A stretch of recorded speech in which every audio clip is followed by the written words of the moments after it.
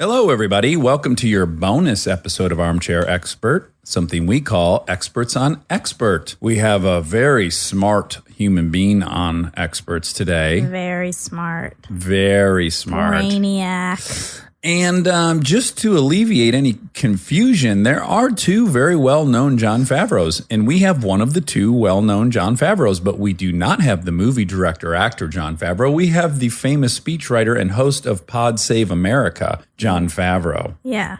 And Monica and my wife, boy, were they in a tizzy leading up to this one. Monica, you want to tell everyone how you felt emotionally and physically when you found out we were going to talk to JF? Well, he's definitely hashtag Monica loves boys. Big time, right? Big time. Bullseye. Yeah. Yeah, he's very smart and very cute. Uh-huh.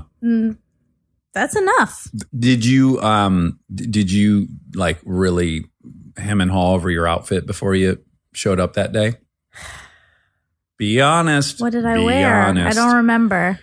I do. Probably. You were in a bikini top and a mini skirt. Then no, that's my normal. That's right. just my normal everyday. That was your standard look. Thursday look. Yeah, exactly. Well, enough about that. I don't want to demean the brilliance of Favreau by boring you with Monica and I's 7th grade sensibility about who we have crushes on. So without further ado, please enjoy the ever. Oh, you know what? No. I want to say more. What I also want to say is that, I was even a little hesitant to have Favreau on, even though I am a huge fan of Favreau's, because I like to keep this podcast apolitical as much as possible. Or if I'm giving a political opinion, I certainly want to service the other argument on the other side of that. And so, Favreau is a very left-leaning, outspoken political person, but I think even if you want to avoid politics, this will still be very stimulating to you, and we do address that very issue. Yes, we do. Please enjoy. He's an armchair expert. He's an armchair expert. If anyone knows how to talk into a microphone, I assume it's you. Jon Favreau, welcome to Armchair Expert. Thanks for having me. And what needs to be clarified right out of the fucking gates, although I'll do it in the intro, is clearly people could think I'm talking to the director and my personal friend, Jon Favreau. Happens all the time. It must be a lot of hilarity. And you're probably sick of talking about it, but I'm going to make you anyways. No, it's funny. Well, because I always have a new story about it. Oh, good. Because now that I live in Los Angeles, and I've lived here for the last 3-4 years now, I start getting emails. And I think it's like the agencies are all mixing up who we are, because it always seems to be an agency's fault. Yeah. And are you at the same agency as him? no, but I think we're, I don't know, but I think we keep getting mixed up. And I got an email the other day like, hey, I know you're super busy with The Lion King right now. I have an idea for a project. Whoa, you could really run with that. You might be able to launch an incredible directing I should career. just do that. But yeah, that happens a lot. You have screenplay writing aspirations, yeah? I used to. Not then I anymore. realized I couldn't really do it well. Well, hold on, though. How many times did you try it? Just once. Yeah, that's... No, so yeah, Tommy Vitor and I came out here, thought we were going to be screenwriters, pitched one screenplay, and then there was going to be a television show. And when it didn't go after a couple pitches, we sort of gave up. And then the podcast thing ended up happening, so it was fine. Yeah. So it worked. But often aspiring writers will ask me for advice on screenwriting, and I say, write 3 shitty ones. Step 1. Like you can't read enough books to sit down and write a great first screenplay. You just have to write a shitty one and then read it and be regretful and go, oh, I won't make that mistake this time. Then you'll make a new one. Well, that's part of the issue too, is you want to prepare as much as possible. So you read Save the Cat and all the different screenwriting books and you study everything. And then you're like, all right, let's just fucking write it. Yeah. And it becomes daunting, right? Like So if you read Story by McKee or any of these, you're like, God damn, this is technical shit I'm stepping into. I know. And it's not really. Yeah. Were you doing that after the White House stuff? Yes. Yeah. Okay. Left the White House in 2013. Started writing our pilot, and then we also did some consulting on the side. I did some speech writing for people. That's so crazy. But then, so are you like, why can't I sell this? Like, I just wrote for Obama. It's not good enough. I just had the best writing job on earth. Oh, You know really? what it was? TBS? Really, TBS? Yeah. It's not up to your high bar of... it was about young people in a campaign, and it was sort of hopeful, like it was. And I think the mood at the time when Obama was still president is, we don't really want we want dark stories. Yeah. We want political stories that are, Yes. dark and cynical and all that kind of stuff. And at the time with Obama didn't sell, of course, then now Trump's president. So, Well, and if you Yeah. notice, because this seems to be blowing over a lot of people's heads in this industry, is that it flipped 180. So Yes, we had all I the noticed this. anti-heroes during Obama, and now people want just general heroes. they do. Yeah, it's fascinating. I just want to add one more thing to the Favreau thing, which I think is so funny, is that one of the things on Wikipedia that would make you unique is that your nickname is Favs, but that's also Favreau's nickname. Is it? Yes. Oh, I didn't know that. And here's another one. You're afraid of flying.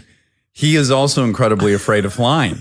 Whoa. I hope he doesn't mind me saying that, but I think he's honest about it. But yes, he hates. He never said that to me. Because we finally met each other once I got out here. Yeah, And we that's what talked a few times. I wanted to know. Yeah. So where did you guys meet for the first time? We had emailed each other when we found out this was going on. Emailing When we found out we had the same name. And then when I moved out here, he was doing a pop up for Chef. Where we did at Animal, that restaurant. And Yeah. so he invited me and my wife and my brother went. So both Favreau families met each other. His wife and kids, and we all hung out. Is there any genealogical connection? Because you're at least both from the East Coast. You're Massachusetts. There He's could be. New York. Yeah, we're, my father's family's from Montreal originally, a couple generations back. Montreal, then New Hampshire. So some French Canadians. And then the other thing I wanted to say before we get into your incredible life story is, I very much look up to you. I think you're. That's very I think nice. you're absolutely incredible. I really, really do admire you.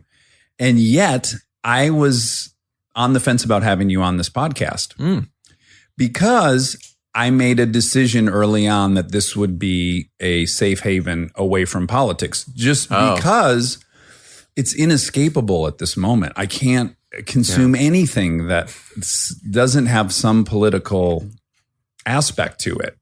And so I want specifically for this to be a break from that. Sure. And I thought, well, how do I talk to Favreau and it not be I have nothing else to talk polarizing? about. Well, Who are you without it? and you should be. And this is kind of where this is what I want to talk to you about. Yeah. You are employed kind of through politics, right? Right. Like that's both your career and whatever interest you have in it. Right. Because you were a speechwriter, of course, and then you have a very political podcast, and then you're going to do a documentary. You were just saying, that, Yeah, we just released The Wilderness, which is a documentary about the Democratic Party. Yes. That's our new podcast. So what I'm about to say excludes you because you really are active all day long in politics, and there's good reason for that. But I would surmise that for about 90% of us, our total output, our real total political output is at best, maybe you're voting in midterms. So you're voting once every 2 years.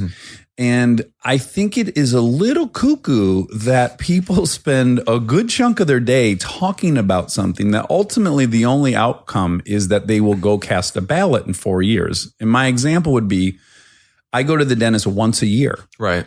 And if every time you saw me, I was like, I'm going to the dentist in 11 months. Oh, I'm going to go to the dentist. All these thoughts on teeth. You think I was fucking nuts. Or I got to smog my car once every 2 years in California. And if I thought about it all year, every year leading up to it, it doesn't seem entirely productive for us. I think my personal opinion is we're a little over politicized. How do you feel about that? Tell me why I'm wrong. Let me also exclude people who actually go out and join marches and they're a part of public rallies and stuff. So those people are actively doing something, but just talking about politics all day long when all you're ultimately going to do is cast a ballot, right. You don't really need to talk about it for 4 years leading up to casting the ballot. What is the purpose of it? I guess I completely understand why most people feel that way. Because I think in order to care a lot about politics and to care a lot about what happens, you have to be able to draw the connections between the decisions that are made by people in power and how that affects your everyday life. And I think for a lot of people in the country, for a long time, and it might be changing now, they did not see those connections. And so politics became something where there was a bunch of people on television in DC who were just like yelling at each other all the time bad and playing like haircuts awful games, and Yeah. it seemed very cynical. Yeah. And I mean, at least what I saw during the Obama years was everyone got really excited in 2008 about Barack Obama. Yeah. And they thought, okay, this is going to bring change. This is something different. But there was still this feeling in 08 that it's a transactional view of politics. So it is, I'm going to give you my vote. I'm going to go, like you're saying, I'm going to go to the polls. I'm going to give you my vote. And then you go and your business is politics. So you go fix everything with the country. Yeah, I go back to my life. Yeah. And I think what we realized, or at least certainly what I realized, is that transactional view of politics isn't quite sufficient because we ended up with Donald Trump as president. And a lot of people were like, well, how did that happen? We had Barack Obama as president. So why is Donald Trump president now? Yeah. Well, because a lot of people in the country didn't really pay attention. They didn't vote in midterms, which is one. I mean, the fact that we had such low rates of turnout in the 2010 midterms and the 2014 midterms is probably the single biggest reason that Barack Obama did not accomplish more with his presidency. Right. Because Democrats got shellacked in both of those midterms, and we had a Republican Congress. They didn't want to cooperate with Barack Obama. We didn't get anything done. Right. And that, in some ways, led to a frustration that boiled over and made Donald Trump president as well, along with a whole bunch of other factors. Yes, but again, so I think the call to action would be, whether you're Democrat or Republican or whatever, the call to action would be vote every opportunity you have to vote. Right. Right. But beyond that, what are people really going to physically do? Like Yeah. in my silo of liberal progressives here in LA, I go to dinner and I hear the exact same viewpoints over and over and over again. Right. I already hold those viewpoints, so I don't really know why we're getting them out there on the table. And most certainly, we're not convincing any table next to us that happens to be conservative that we're making brilliant points. Right. Maybe this is a cynical view, but I just feel like we have our opinions. They have their opinions. We're not doing a good job of bringing anyone over to either side. Or do you Right. think we are doing a good job of that? Well, when you say we, I certainly No, I think, just mean any side. No, but look, we're in, like you said, we're in quite a bubble here in Los Angeles. Yeah. And we are both fairly privileged people. Yes. And You seem to be white. I am. right. Yeah. And, and well off. And so, and I've noticed this, especially since I moved to Los Angeles. And also, having spent a lot of time here for fundraisers with various Democratic politicians, Yeah. you get a certain Hollywood set at fundraisers. Yeah. And they're all asking the same questions and they all have the same opinions. And the conversation after a while makes you want to, pull your hair out. Yeah. But I do think out in the country, there are organizers and activists on the ground who are going door to door and they are finding people who have never voted before, have never participated in politics before, and they are changing their minds, or at least persuading them that it will make a difference in their life if they come out to vote. Yes. And I think that, we probably need more of that and less of, oh my God, did you see the latest in the Mueller investigation? That's crazy. It drives me nuts. Donald Trump's crazy. What am I going to do? Okay, now I got to go to Whole Foods. Yes. Well, my kind of, and I love my wife, and she actually gets way more things done in this country than I do. So she earns all these she's rights. very involved. She's She does- gotten bills passed in Congress. It blows my mind. Like She did a great video on I remember that. she went when with the Obama people White over House. Coney, like getting us to dedicate some military funding to that. It's incredible. I totally applaud her. But at the same time, she is on the monkey crack dispenser about whatever thing Trump does each day. And I will say to her, are you still evaluating whether you like him or dislike him? Like, the verdict's out. You don't like him. You think he doesn't have integrity. You get it. I get it. Like, we seem to be addicted to more proof. Well, that's also, I talk about this all the time. We talk about this in the pod. Like, Democratic politicians, the ones who are running for office right now, the candidates, they are not spending a lot of their time going to different events and talking about how much they hate Donald Trump. Because, like you that's said, good. pretty much everyone has made up their mind how they Yeah. feel about this person. What they're talking about is like, okay, here's my plan for expanding access to healthcare. Right. Here's my plan for raising the minimum Bringing wage. Here's my jobs plan to for this area. debt-free college. All that kind of. So they're talking about ideas that would actually make a difference in people's lives. And I think, and especially as Democrats, if we're the party who believes that government through collective action can make a difference in people's lives. And so if we don't make the case as to why that's true, or next time we're in power, actually pass legislation that makes that true, Yeah. and connect the dots for people that says, okay, the fact that you were just able to make sure that an insurance company covered you, even though you had cancer before, that is the direct result of the Affordable Care Act or whatever else we pass on Yeah. healthcare. Like we have to make those connections to people. That seemed to be the one issue that actually got people to cross an aisle a little bit. It did. You saw some older voters that had been traditionally conservative voters lose some health care or I just saw them at these town hall meetings where they Yeah. were pretty rough on their own Republican representatives, which seemed new to me. Well, it's an issue that really matters to people. And, as part of the project I just did with the wilderness, I sat down with voters outside of Detroit and voters outside of Houston. And the voters outside of Detroit were Obama Trump voters. So there were people who voted for Barack Obama in 8 and 12 and then voted for Donald Trump in 16. And in Texas, it was people who voted for Trump in 12. Voted for Obama in 12.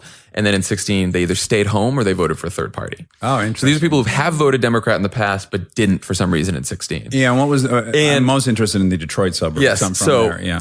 Universally, I talked to 8 people. Every single person in the focus group was upset and ashamed with their vote for Donald Trump. So I know it's very different than because what happens is, the New York Times and all these people, they go out and they talk to Trump voters, but a lot of times they talk to Republicans who voted for Trump who had voted for Romney before Trump. Those people are going to be with Trump. They're not Right. really going to change their minds. But there's a Right. bunch of people in the middle who go back and forth. And so all these people were like, I think he tweets like crazy. He seems to only care about himself. I thought he was going to fix things. I thought he was going to change Washington. There's so many more skeletons in his closet. And then I asked, well, why did you vote for him in the first place? And they said, well, we thought he was going to shake up Washington and we thought he was going to change things. And a lot of people said, we thought he was going to protect my health care. And like that can drive a lot of people nuts because you're like, what? You thought he was going to protect your health care? Yeah. But when you think about what he said during the campaign, he was out there saying, I'm going to raise taxes on hedge fund people. I'm going to protect Medicare and Medicaid. So then I said, well, what do you want to do with healthcare now? There's some people who want to keep the Affordable Care Act. There's some people who want to improve on it. There's some people who want to get rid of it. And all these people who voted for Donald Trump were saying, I think it's time for Medicare for all. I think we need single payer like Canada. I'm like, Right. you're a Trump voter who thinks we need government run, universal health care. And so I think, although I will say, I think all of us hold lots of contradictory points. Yes. Right. Which is Especially I voters think, who don't pay attention all the time. healthy. Well, also, I believe it's healthy. Yeah. I believe that when you are just lock, stock, and barrel supporting every aspect of a platform, to me, it's no different than deity worship. Like you're going to go along with anything. So part of me says there are, personally, there are a lot of aspects of the progressive liberal thought process that I buck up against, and I think, it's a little dangerous. I see people going pretty far down this path. And actually, I would argue these are anti-liberal principles or anti-progressive. And, yet your choice is basically just to be all in or all out. Yeah. I guess that's not that's here nor there, but it's relatively new too. We used to have parties where in the Democratic Party, there were conservatives in the Democratic Party. Yes. In the Republican Party, there were liberals in the Republican Party. And this sorting between the two parties has sort of taken place over the last 10, 20 years, especially, whereas now the Democratic Party is a liberal party and the Republican Party is a conservative party uniformly. Stay tuned for more Armchair Expert, if you dare.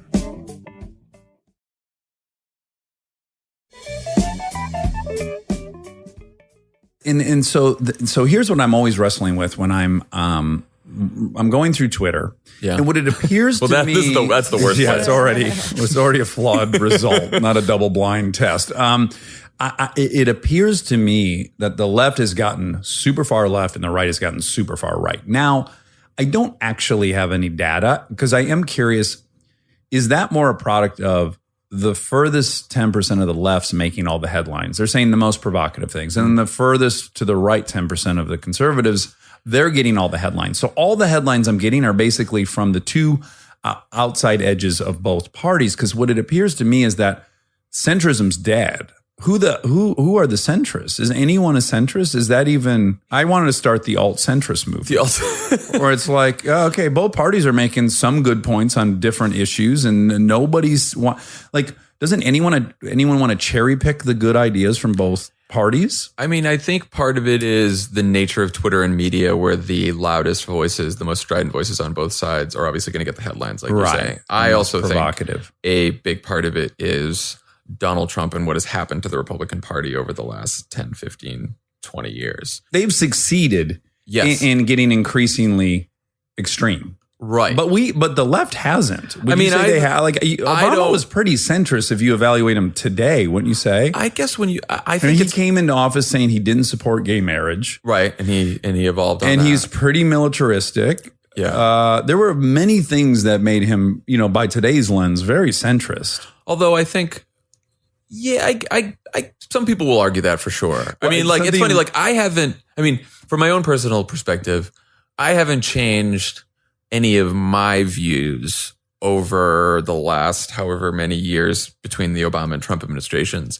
What I have changed, or what I'm probably more vocal about, is how scared I am of what the Republican Party under Donald Trump is doing to the country, more so than I even was about the Republican Party when Obama was president, which I was no fan of because we were in the White House and they didn't let us do anything, or when Bush was president, who took us to war in Iraq, which was one of the worst decisions in history. So I don't feel like I've changed my views at all, but on policy issues. But I do feel like I am more alarmed than I was before. Right. I just want to point out something that's cute and yet very obvious to everyone, but it just occurred to me is like when I just said Obama was militaristic, what I'm forgetting, I think you and I are just talking about an ex-president. And then it occurred to me I'm also talking about this dude's friend. I've heard it all. I know, but I actually forgot to factor in the fact that I am speaking about your friend. So jealous that you're friends with him. God. Well, now as you were saying it, I'm trying to think of he's the guy who ran for president and was one of the only Democrats who opposed the war in Iraq when a ton of other Democrats voted for it. Yeah. So that's not very militaristic. No. He also, ordered the Bin Laden mission. Yeah. And he did drone strikes, but then at the same time, he also took 90% of the troops out of Iraq and Afghanistan. So it's it is hard to categorize. It really is. And in fact, when I witnessed, let's just say, you can correct me if I'm wrong, it did appear that his pre-presidency view on it versus once he was in the seat did evolve a bit. And my conclusion on that was, when you get there, they do show you some shit that will change your worldview a little bit. I think that is exactly right. Right. I think you get there, and when you're in the situation room every day, and you get intelligence every day. You start getting the real info. Well, right? Look, you're trying to figure out as president, how do I defend the American people? How do I protect the American people? Yeah. While not starting a bunch of wars, while not or having policy that creates blowback and more wars. Yeah, or leads to civilian deaths, or leads to any kind of deaths, right? Yeah. From wars or from conflict. And so you're constantly trying to balance that. And I think Obama would say you make the best decision with the best information that you have, knowing that Obama used to say, if a decision in the federal government in this country gets to my desk, it's because no one else could figure out what to do. Solve it. And so both of the options I have are shitty options. Yeah. And I have to figure out which is the less shitty option. Yeah. And that's the role of president. And that's not very glamorous or fulfilling, but a lot of times that's what you face when you're in the White House. Yeah.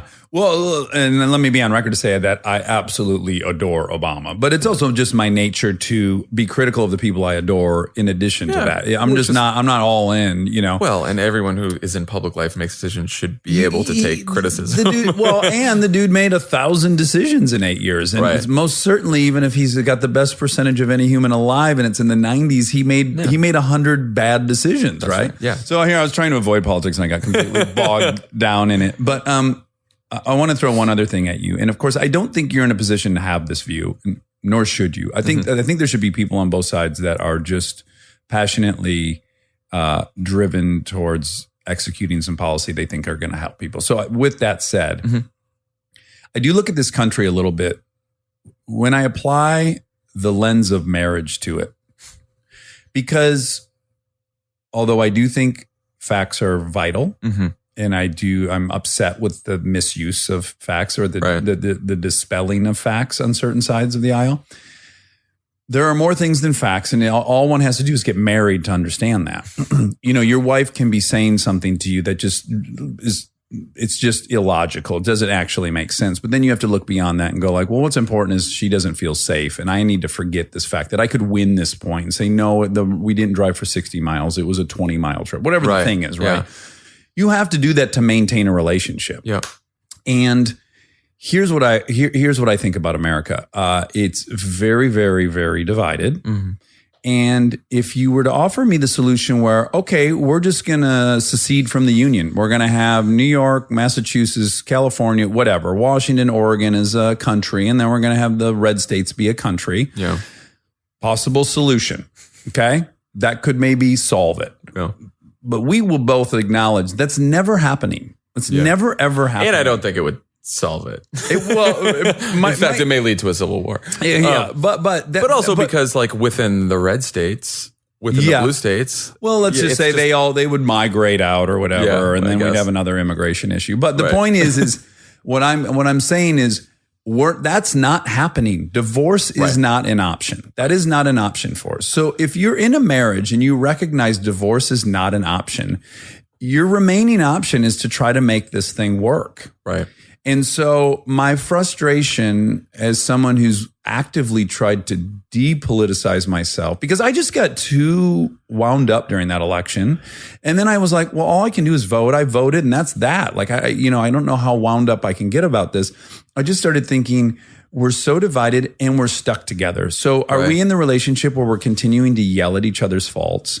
Or are we in the relationship where we sit down with a therapist and we go, this scares me, this scares you, I can see where you're scared. And we start talking about emotions and we start talking about these things that could ultimately maybe heal us. And I just don't know who's voicing that. Is there anybody who's actively even aiming at all of us somehow learning to communicate a little bit? Yeah, well, I mean, here's the other thing that I think about all the time is people like you and I could probably continue to lead a very good life if we turned away from politics. Unless we get into some massive, nuclear conflict with North Korea. Yeah. Barring that. Yeah. But there's a lot of people in the country, there's a ton of people in the country who, if politics does not change, they're going to have a really tough time, or they're already really having a tough time. Sure. If you're a family, if you're a separated family at the border, if you are on the wrong side of the criminal justice system in this country, if you don't have health care, right? So the million different reasons where there's people with less power and privilege than us that are really hurting and they need politics to work for them. Yes. But I will say that the basis of democracy is premised on the ability for us to persuade one another. Persuasion is at the heart of the promise of democracy. Yes. And if we cannot figure out a way to persuade people to come to our side, to form a coalition that is a majority governing coalition, and then to enact policies that are reflective of that governing coalition's priorities, then America fails. We're dead in the water. Yeah. We're dead in the water. Yes. And when you say persuasion, it's not necessarily like, I'm an Obama supporter and I'm going to go, or I'm a Clinton supporter or whatever, and I'm going to go find a hardcore Trump voter and I'm going to sit there even though they're like screaming racist things at me and I'm going to go persuade them. Right. Maybe that's not going to happen. Yeah. But there's a ton of people in this country who don't vote, who don't pay attention to politics, who go back and forth between Democrats and Republicans, right? Yeah. There's a huge cohort of people who can be persuaded. And I think we have to figure out in this country, how do we get to a space where we can persuade the persuadable within a media environment that does not necessarily allow for that right now?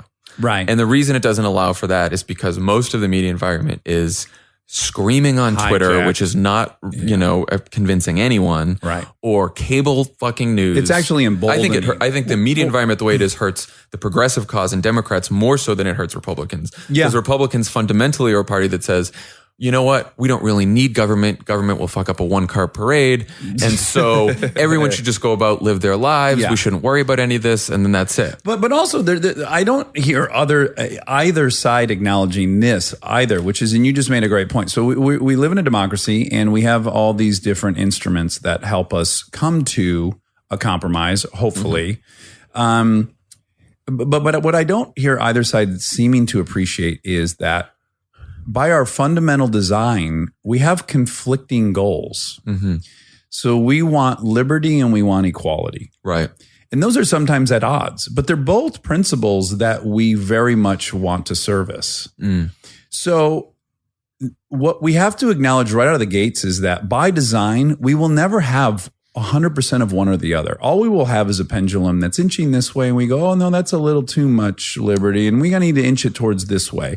And then we just keep kind of, massaging this thing to make people happy in any current society. Right. And I think of this whole system not unlike science, which is peer reviewed. You have your hypothesis, you do some experimentation, you publish your paper. There's all these colleagues of yours, and they say whether what are some holes in this.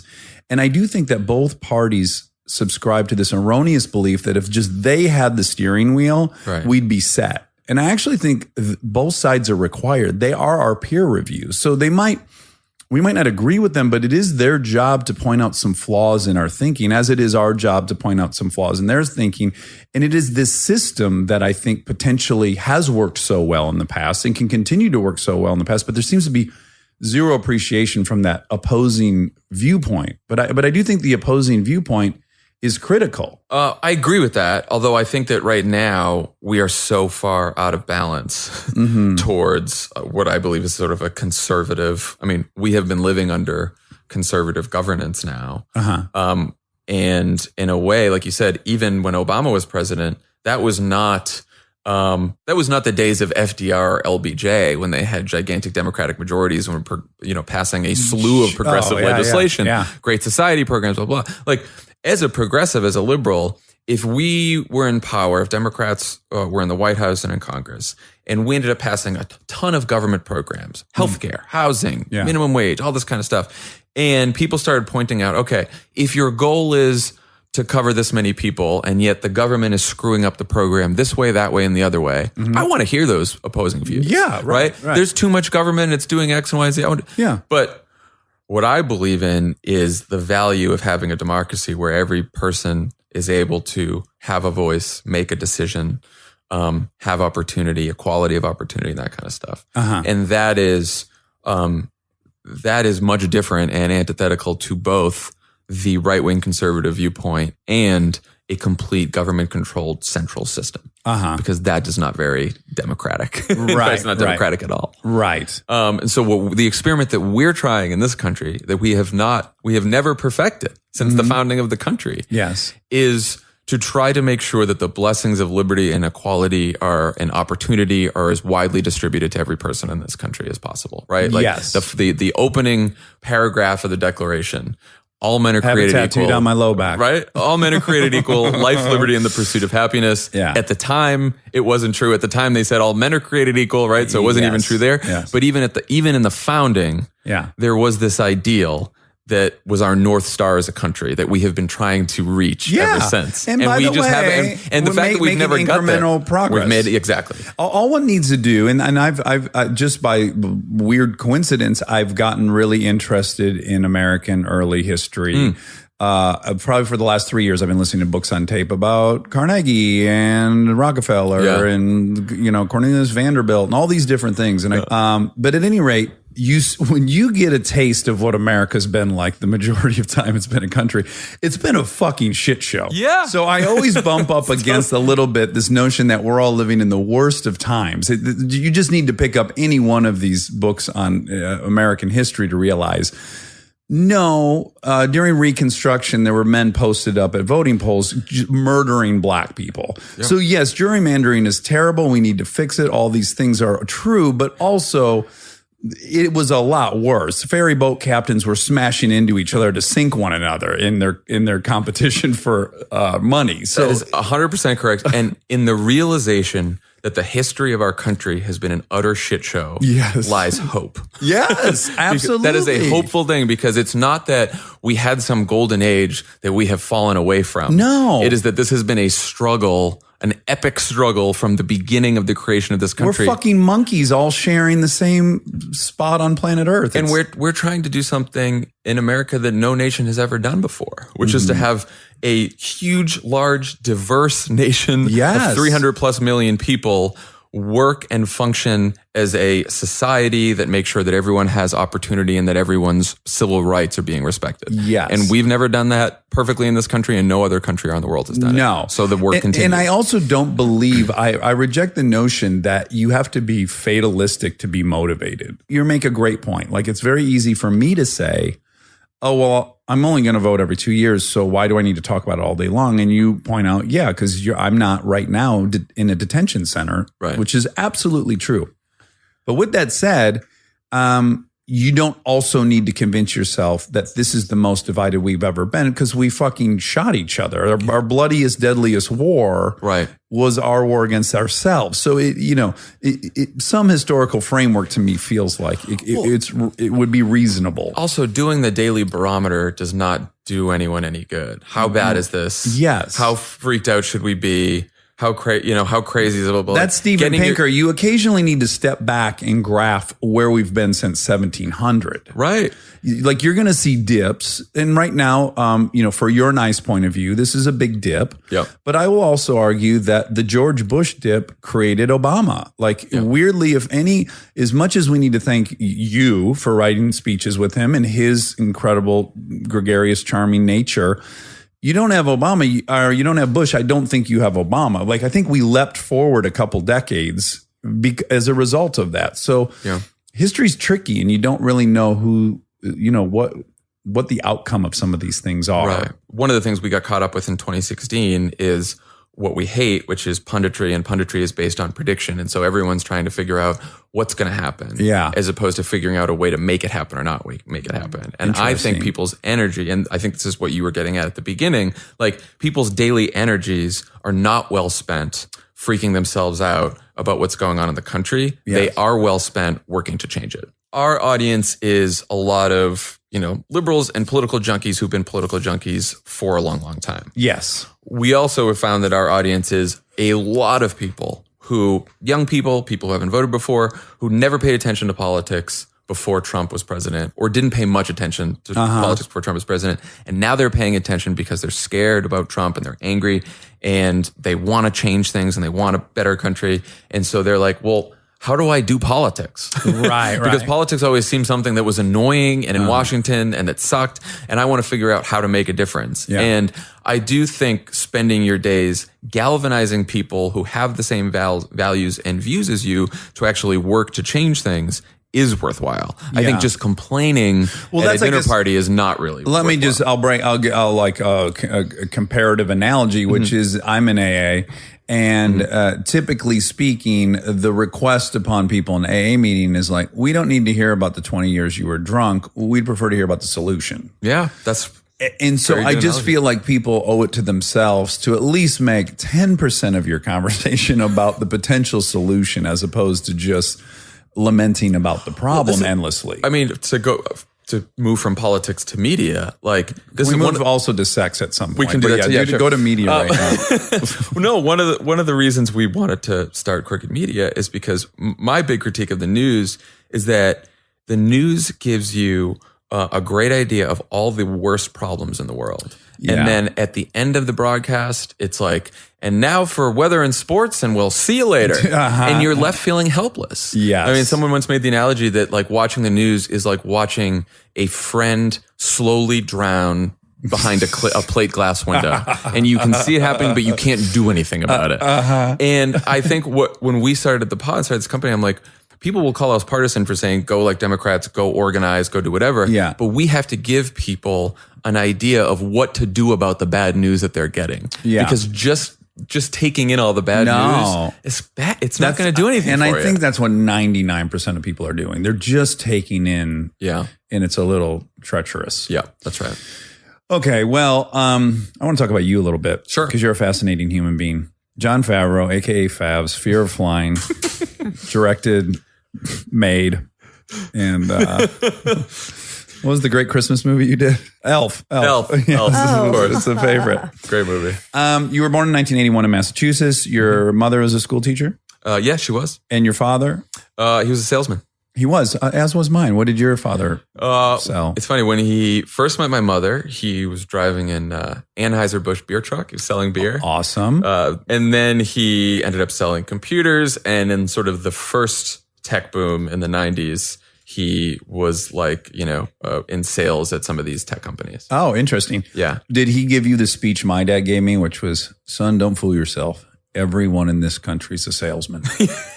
And he just broke down how every single job. You're a teacher. You're selling these ideas. You got to sell these ideas too. I just made him Southern. That's not how it sounds. I didn't quite get that speech, but I do think that me going into politics and being interested in politics is in part a direct result of my dad being a salesman, not just professionally, but in life. For sure, yeah. Just being a guy who's gregarious, sells things. There's a lot of historical overlap between, right, like big tent preachers and salesmen. Yeah, right. There's a rich history.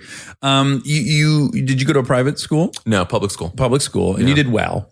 I did well, yeah. I'm assuming. And you went to a Jesuit college called the Holy Cross? College of the Holy Cross, Worcester, Massachusetts. And why that school? Pretty random. I basically because I didn't get into any of the Ivy League schools that I applied to. Okay, that's a great. And I ended up getting a academic scholarship to Holy Cross. Okay. And so it became that or a couple others, and it was easier to afford Holy Cross, and so I went to Holy Cross. And it was Jesuit. It was Jesuit. And tell us what the Jesuit approach is, because I've heard people speak very favorably. People that are not even they're not religious, but they've valued that time they spent in the Jesuit tutelage. And I did too. And I was raised Catholic. Okay. But we were a family who went to church Christmas, couple Easter. Sundays a month. And then as we got older, Christmas and Easter. Sure. Because my dad was There's Catholic. There's a term for that, isn't there? It was like cafeteria Catholic or that's something like nice. that. Well, that's like you can pick what you want from the Catholic religion. But my dad was a Catholic. My mom was Greek Orthodox. So we weren't like a super, super religious family.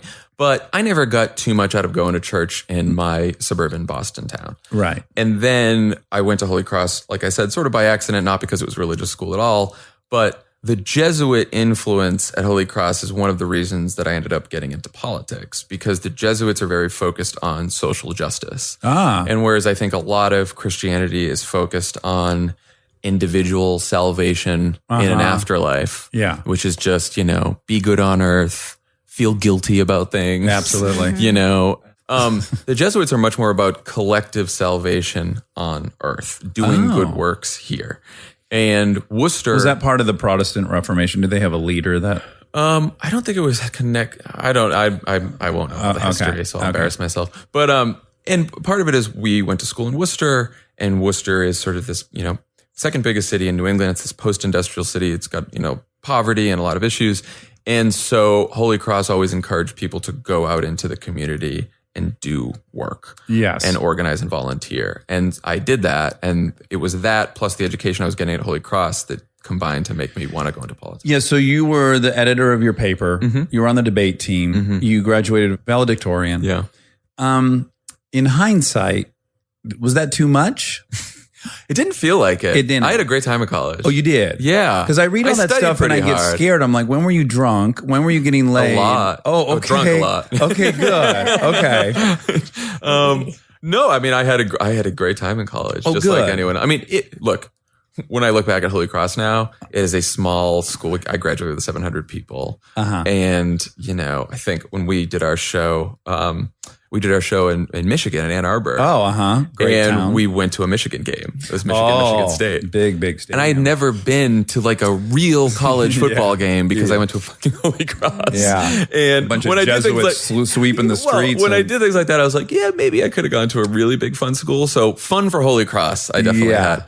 But I studied really hard, but I enjoyed it. And I never felt like I was too much of a nerd in the library all the time. Because as someone, I have kids, I am always evaluating this. I weirdly did like terrible in elementary, pretty good in junior high, good in high school first 2 years. Then I was read on the road and I'm like, fuck this. I'm never doing anything but road tripping. You just quit.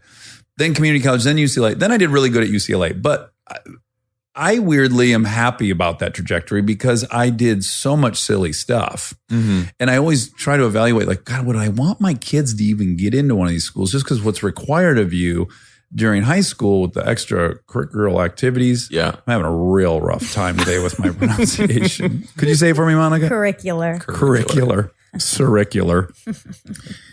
It seems like you could miss life en route to this other life. And it concerns me, but you don't feel that way looking back. I think I could have gone in that direction because when I was younger in like high school, I was much more of a student focused on, I got to study, work hard, stuff like that. I think. Was that being driven by one of your parents or your own internal type A-ness? Just my own internal type A-ness. I also I wasn't good at sports, so I wanted my thing to be studying and that kind of stuff. Did you idolize and look up to different intellectuals? Did you have No, heroes? it wasn't that. Okay. You didn't have like a Noam Chomsky. No, I was just sort of like, I want to do really well in school. I like school. Yeah. I'm good at. Because did you evaluate like, you know what, adulthood's where I'm going to shine? Did you have that kind of farsightedness? No, it was very in the moment. Okay. Like, I'm just going to do well on this test and I'm going to bring home the A and that's going to get, then my parents are going to like that. And people are going to say, oh, he's the smart one. Great. It was that kind of drive. You have siblings? It was competitive too. Good. Yeah. Oh, okay. I have siblings. Are you the oldest?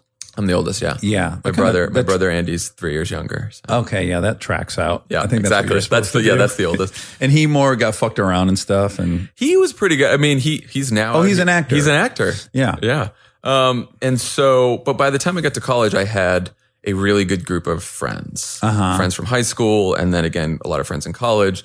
And, I was a much more social person at that point. And my friends were super important to me. My friends were important to me in high school. My parents wanted me to go to a private school in high school. And I got into a few, but I was like, I'm not leaving my friends in public school. Yeah. And took my parents' credit. They said, you do what you want. We want to make sure you have a happy life. That's great. So you graduate and then through whatever many roads, you end up on the Kerry campaign. Yes.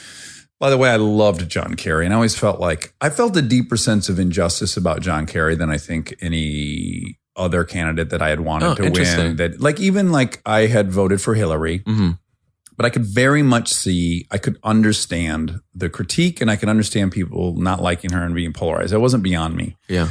The John Kerry thing to me was like, this is bullshit. This guy is so far and away the best candidate. And because he isn't the fucking guy you want to have a beer with, I was so frustrated with that. I don't even know what the consensus is on why he didn't win, but yeah, he didn't have a game show host personality. And so we didn't pick this person who was so clearly had a lifetime of integrity. Yep. If you've watched the John McCain documentary, it's fantastic. I still haven't seen it yet. It is so good. And to see I know it's going to make me cry. So it's going to be in a heavy. But again, if you watch it, I think you'll maybe understand some of the points I was bringing up earlier in our conversation, which is like there's people with so much integrity on both sides, and this just scares me that's our ability to recognize that is getting a little muted.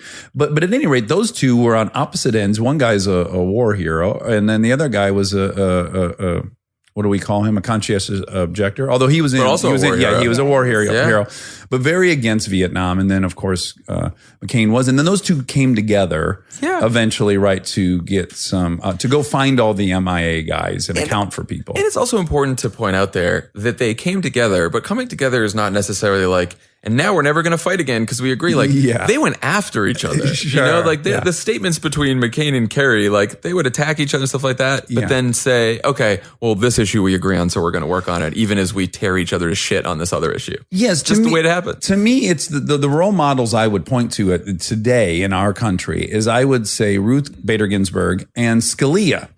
they could not be more opposed they like each ideologically, other. and they're best friends. They went on vacations together, and I just feel like I think we can all be friends and have radically different ideologies, and I'm just nervous about. It'd be nice to have more friendships with different Yes. ideologies. You should start off-roading. I'm a big off-roader, and I have a lot of friends who differ in my.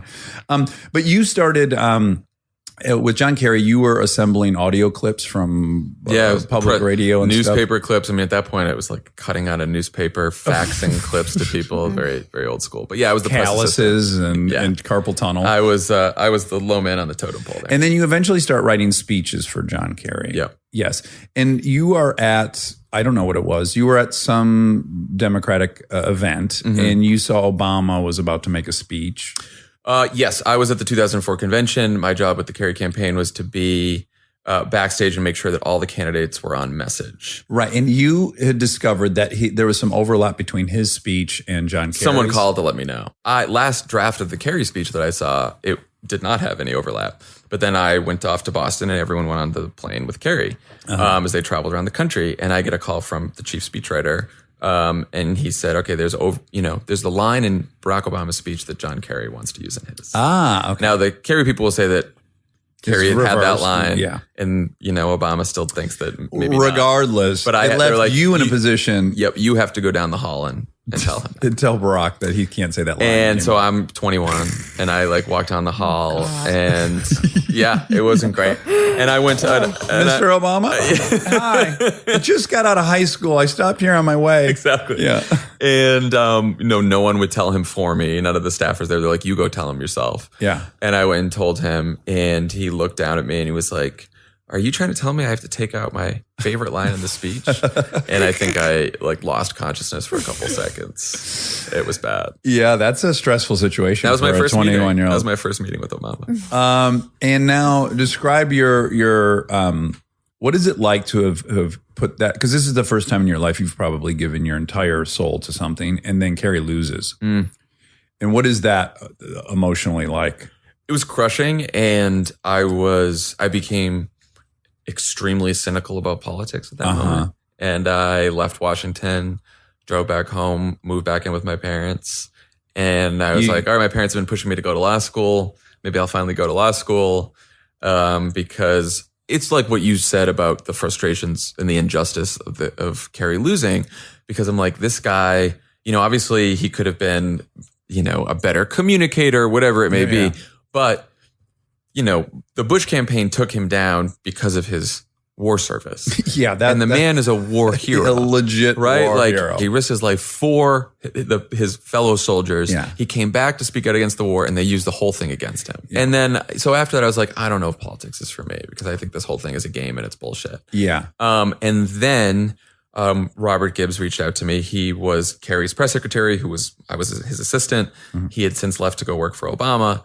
And he said, Obama's never had a speechwriter before. He's written all his own speeches. He wrote his own speech for the 2004 convention, the famous speech. And he's like, but now that he's a U.S. senator, he's not going to have time to write every speech on his own. I'm trying to tell him he needs to learn to work with someone. He doesn't think it's a great idea because he still wants to write his speeches. But would you be willing to have breakfast with them just to talk about it? So I said, sure. It was his first week in the Senate. And so we had breakfast in the Senate cafeteria. He first wanted to know just about my life. Where'd you grow up? Where'd you go? Just the questions you were asking me about Holy Cross. Why'd you go to Holy Cross? Yeah, what are your parents like? All that kind of stuff. And so we talked about that for a while, and we talked about community organizing because we sort of had that in common as well. And then he asked me about my theory of speechwriting, and I didn't have one. And but I did tell him that when I heard his speech at the convention, I thought what was different about it was that for so long, Democratic politicians and Republican politicians too, believe that a speech is a collection of sound bites and one-liners and quotes that you're going to get a reporter to pick up. And he told a story in Boston in that 2004 convention speech.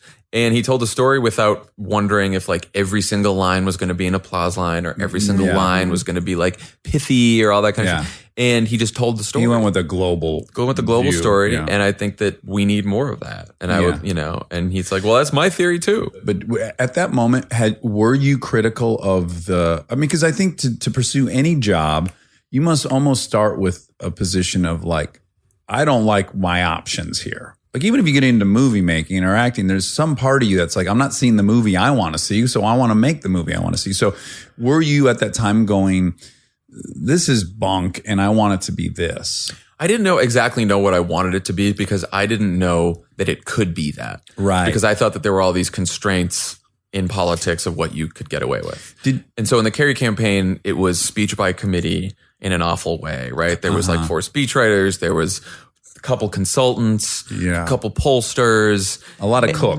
cooks. And as you know, it's the worst way to write something, to have like 10, 15 people all diving in. Yeah, exactly. You know that like the more they send it out to more writers for more drafts, it's going to end up getting worse. Yeah. And I thought to myself, like, maybe that's just the way it is in politics. And that's why we're going to end up with bad speeches all the time. Yeah. Can I ask you a really quick question? Sure. Did you see Wild Wild Country? Yeah. Okay, so the first time that Ma Anand Sheela sat with the Bhagwan, she starts bawling. How soon I did not have that experience. Okay, that's what I was curious. Like, I am not the Ma Anand Sheela. Okay. You're not the secretary. At what point do you kind of get infected with who he is in the way that I'm infected with? It was over Christmas, I read Dreams from My Father before I met with him. Oh, okay. Because I hadn't, I'd heard the 2004 convention speech, which everyone says that's the moment they fell in love with him. And I thought it was a great speech and I was inspired like everyone else. But it wasn't until I read Dreams from My Father that I thought, oh my God, I have to work for this person. And that was because it was a book that is written so honestly, talks about his drug use, talks about everything, talks about race in the most real, honest, way possible. And I read in a vulnerable way. In a vulnerable way. Right. And also like his thoughts not fully formed, he has a lot of questions that are unanswered. And I thought this guy thinks he's going to be a U.S. senator and he's going to be in national politics. And this book is out there. Yeah. And he talks like this. And if he can be like he is in this book, even if he can even be 30% of what he is in this book, because obviously politics is not going to allow you to be 100% of what you're in, then it's worth trying this out. Yeah. And that was when I decided I really needed to work for him. And how do you eventually gain the trust of someone who is such a good writer themselves and most likely a control freak if he's gotten to where he's at? Yeah. Well, is it a slow burn or do you get a crack at something and he goes, oh shit, Favreau, this isn't too bad? It was a bit of a slow burn. He probably out of necessity had to start using He just had to start using me. Yeah. But even in that first interview, he said, you seem nice enough. I don't think I need a speechwriter. But Gibbs tells me I do need a speechwriter. So let's just give this a whirl. That was sort of how it worked. But part of it was him and how he is. This is me in stunt doubles. Yeah, right. I'm going to do everything. Right. We'll have you there in case. Wait, sorry. No, I mean, I remember the first time I wrote a speech for him, the first big speech I wrote for him was he was going to Georgia for John Lewis's 65th birthday. And he was going to speak at John Lewis's 65th birthday. Okay. I don't know who John Lewis is. John Lewis, civil rights hero. Okay. Marched with Martin Luther King. I knew I'd be exposed to be a racist. I knew you'd expose me to be a racist. He was on the Letterman, right? When Obama went on Letterman? No, I don't think so. Maybe.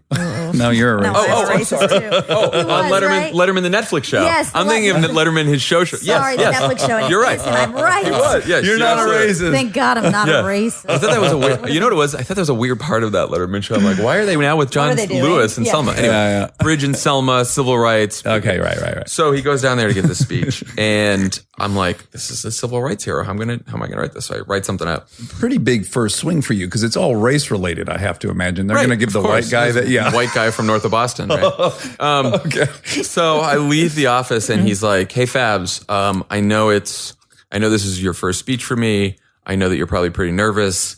I just want to let you know I'm a writer too. So I know that sometimes the muse strikes and sometimes it doesn't.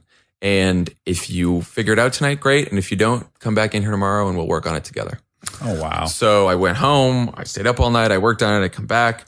He comes over to he looks at it, spends a couple hours with it, comes over to my desk, has all these edits. And he's like, I just want to ask you if it's okay if I make all of these edits to the speech. And I'm like, what? You're Barack Obama. Yeah, of course. And of course, he made a ton of edits to the speech and he rewrote a lot of it and stuff like that because it was our first speech.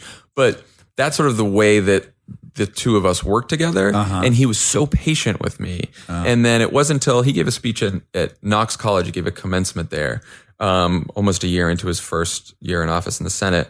And I wrote a lot of that speech. He made edits, but I wrote a big chunk of it. And after that speech, he was like, this was really good. It's like, I feel like you got it. I feel like you got it. Man, that's and so awesome. then we clicked but it's a lot of sitting down with him, spending 20, 30 minutes figuring out what's on his mind, reading every interview transcript he's ever delivered, going to hear him speak. I would imagine just logistically, you are probably just out of pure requirement, and you end up probably spending as much time with anyone else in his life, right? This is a big chunk of his. Yeah, especially in the early days in the Senate, in the campaign. And then when you're in 08, campaigning, you're making a new speech every city, right? every city. So it's just constant. And I tell politicians and people in politics all the time, the only way to really have a speechwriter on your staff who is successful at doing the job is to develop a close personal relationship with them, because you meet tons of people who are like, oh, I got a speechwriter on staff, but I go through my senior advisor, my communications person, and speechwriter is just some person feeding me stuff. And that's just never going to work. Yeah. You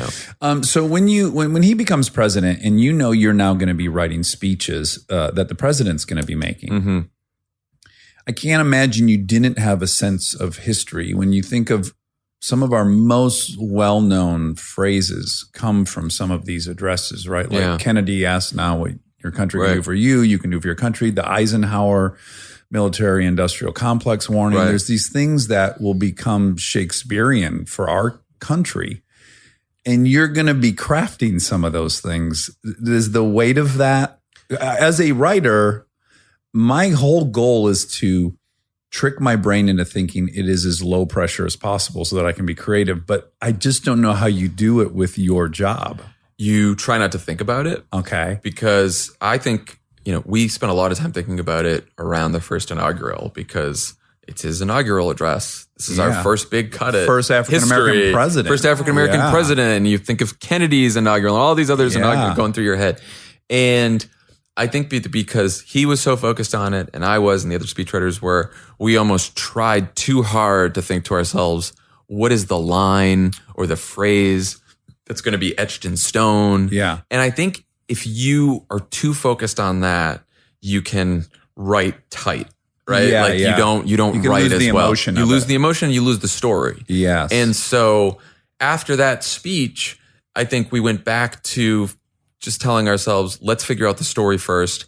Even if the communications team and the press team and reporters are like, what's the line? Why isn't he quotable? Why don't you just write the story and write it in the language? Get the emotion right. Yeah. And if someone down the road in history wants to pick out a quote that's their favorite quote to like etch on some monument, let them do that. But like right now, let's actually figure out how to tell the story. But it is a very bizarre, and I don't want to fluff your pillows too much, but what a unique position that your words, Jon Favreau's words, will be in history books, and you didn't have to become president to do it. It is an interesting shortcut.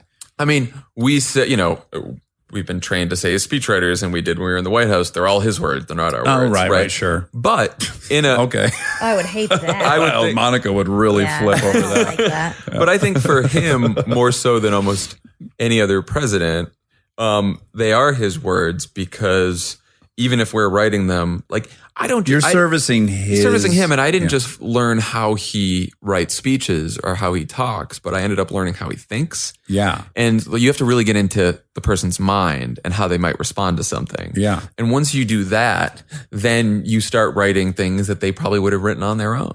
And he spent so much time with every speech, writing, rewriting. Wait, I have a real quick question. I'm sorry, we're out of time. Go away. Conversely to the Kerry moment when he lost, what was the feeling of him of winning? One of the top, 5 moments in life, probably. It was, and my family was there, my friends were there. We're sitting in, standing in Grant Park in Chicago, and you're just like, the emotion is, overwhelming. It's overwhelming. Do you have to check in with your ego during those? Are you like monitoring it at any point during that? Because for me, that's more dangerous than bad news. I try to. I am fortunate enough to have friends and family, Uh-huh. especially friends Yeah. who will help me do that because Hey, Fabs, we heard. it's He no won. big deal to them at all, and they don't care at all. It is And vital, they'll mock right? me ruthlessly, which as they should, so it's fine. Yeah, but the- you need to have friends like that. It's vital. I've had friends in this business who have become very popular, and then the people they surround themselves with are not people who point out that Oh, yeah, they're off the rails, that's a and problem. it seems to only end up in one place. Right. And I fortunately married someone who will always keep me in check. Me too. Like anytime I could feel cool, she just goes, "Yeah, I'm on a TV show too. Yeah. I was on Letterman too. Yeah, well, whatever, dude. Yeah, well, you got to do Kimmel today. Okay, cool. Like for me, it's super helpful. Yeah. Could you just walk me through really quickly?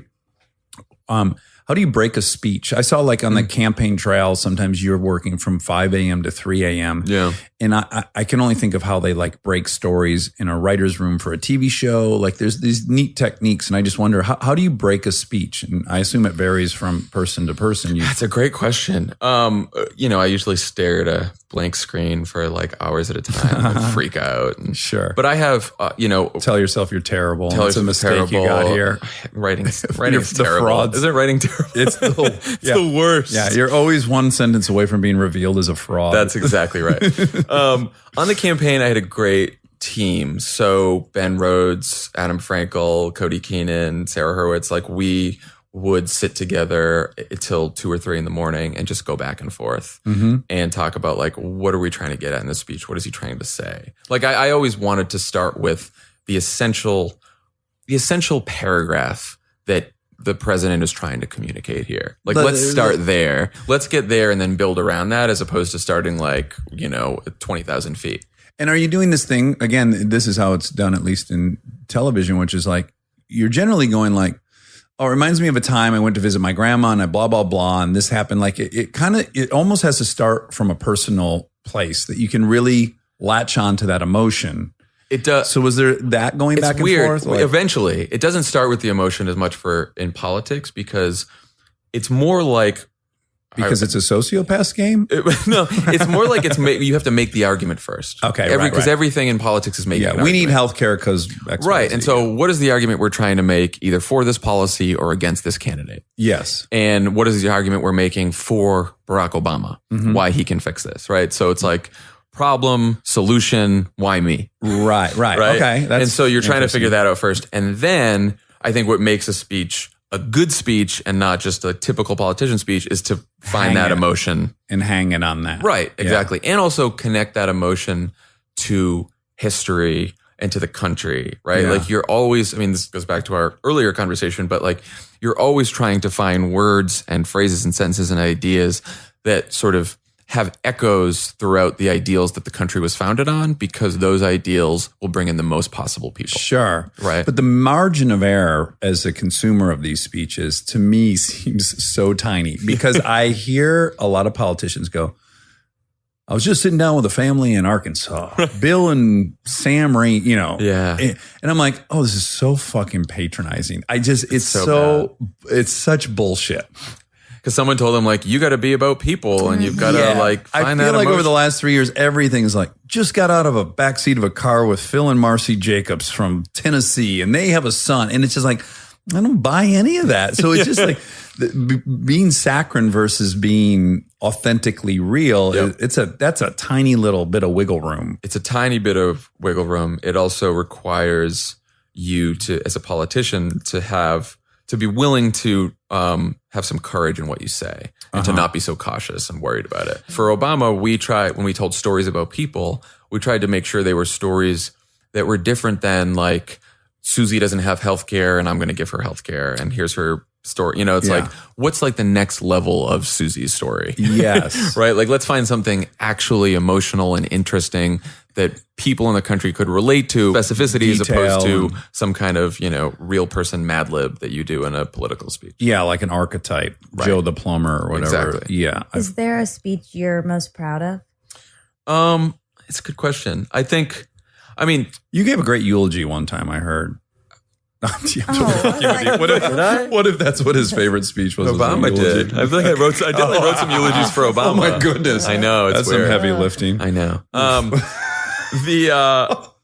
You know, he gave a speech in Iowa at the Jefferson Jackson dinner in 2007, which was sort of his last chance to catch up to Hillary Clinton in the primary because she was like 10, 15 points ahead. Oof. And it was only 10 minutes. He had to keep it at 10 minutes. And that was enormously helpful because it is harder to write a short speech than a long speech, as is true with most writing.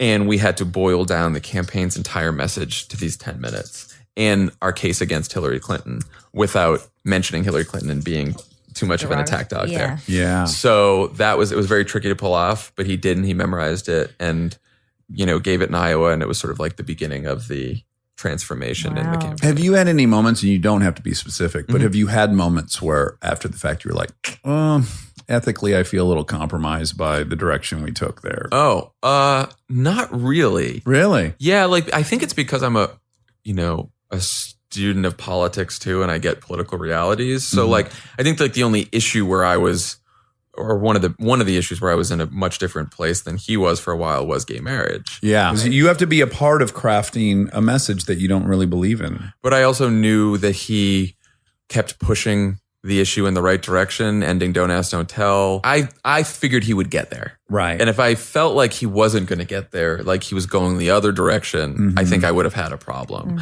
And so while I was at the time working for him and thinking like, God, I wish he would get there faster. I didn't feel ethically compromised. I just felt like, come on, let's get there. Right. Oh yeah. That's a very interesting one. So yeah. Yeah. So you left, well, I just want to ask a gossipy question really quick. Sure. How often do you talk to him now? Are you guys buds? Once in a while. Once in a while? Yeah. Can like you ask him to come on the podcast? Yeah, next time you talk to him, Really can like to get him He on. was one of our first guests. Oh, so He cool. was. Right, but it was right before he left the White House. It was sort of a dark day in the White House. Ooh. Yeah, it was weird. But yeah, we talk once in a while. He's busy writing his book, Okay. so you know he'll complain about writing. And he lives in D.C., right? he does. Yeah. He lives in DC. He's got to be out here, though, right? Everyone wants to He be comes out here, yeah, just fundraising for the party. You couldn't and- get here quick enough, could you? No, it was. I'll never go back. It's rough. Once you've had 362 days of sunshine, No kidding. It's really hard.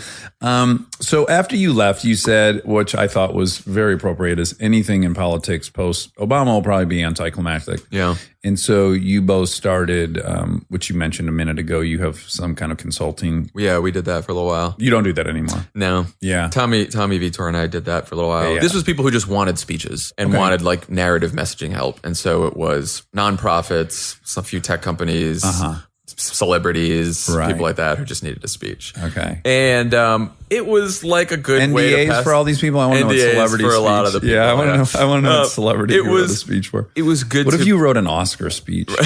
I had a few people who were who thought they were going to win Oscars. I'd so come to you I for worked an on Oscar their speech. Yeah, I worked on a few potential Oscars. Yeah, and it was just like after 3 years of it, it was relaxing because we didn't work as hard, and you make money. But I was like, this sucks. Yeah, it wasn't for you. It just wasn't for me. Well, it's kind of like I had a buddy who's a Navy SEAL, and he was many times approached by Blackwater Yeah, to go over as a paid soldier. yeah, And he said, as corny as this sounds, I don't think the things you end up having to do, the things he had to do as a SEAL, you have to believe in something a little higher than money. Like ultimately, you're going to have to do some shit that you really are going to have to buy into the notion of country. Yeah. And so he just felt like it couldn't be done. He couldn't actually do the job he knew how to do without that. that's right. And so I would imagine as a speechwriter, it could be that the same same thing. principle. Yeah. That's interesting. So you start Pod Saves America. Pod Save America. No, Pod Saves America. You got that wrong. You'd think after A lot of people do that 18 still. months of doing it, you would. Could work out either way. Why Pod Save and not Pod Saves? It's supposed to be like God Save America. Oh, God That's Save why. America. Okay. Oh, I see what you've done. the- Pod and God. No, Yeah. I had gotten that The part. but- process, the naming process was something, but In Pod we trust. I'm going to do all the God ones. yeah, we could do that too. Kill them all, let Pod sort them out. Pod damn it. Are you there, Pod? It's me, Margaret. Oh my God, that's actually great. Someone should do that. Yeah, Margaret should do that. But you start Pod Save America in 2017.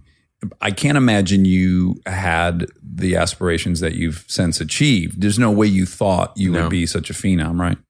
No idea at all. We thought this was a good way to do our part to like help people get through the Trump era. Okay. And we had done a podcast during the 2016 campaign, Keeping It 1600 with Bill Simmons at The Ringer. And that was just us talking about politics like we talk about it with each other. Yeah. You know, it's like the same as our text chain about politics. Yeah. And we had no idea, I'm sure the same as you, like what it took to do a podcast. Sure. And then we decided we wanted to launch a bunch of other podcasts. And Yeah, you have a network called Crooked. Media, yeah. And we decided and we want to keep launching podcasts because we want to sort of expand the offerings beyond the four of us since we're, just four of us and we're pretty same. Yeah. And so how many podcasts do you have on this platform? 10 podcasts now. 10. Oh, wow. Yeah. And how active can you be in that? Or are you not?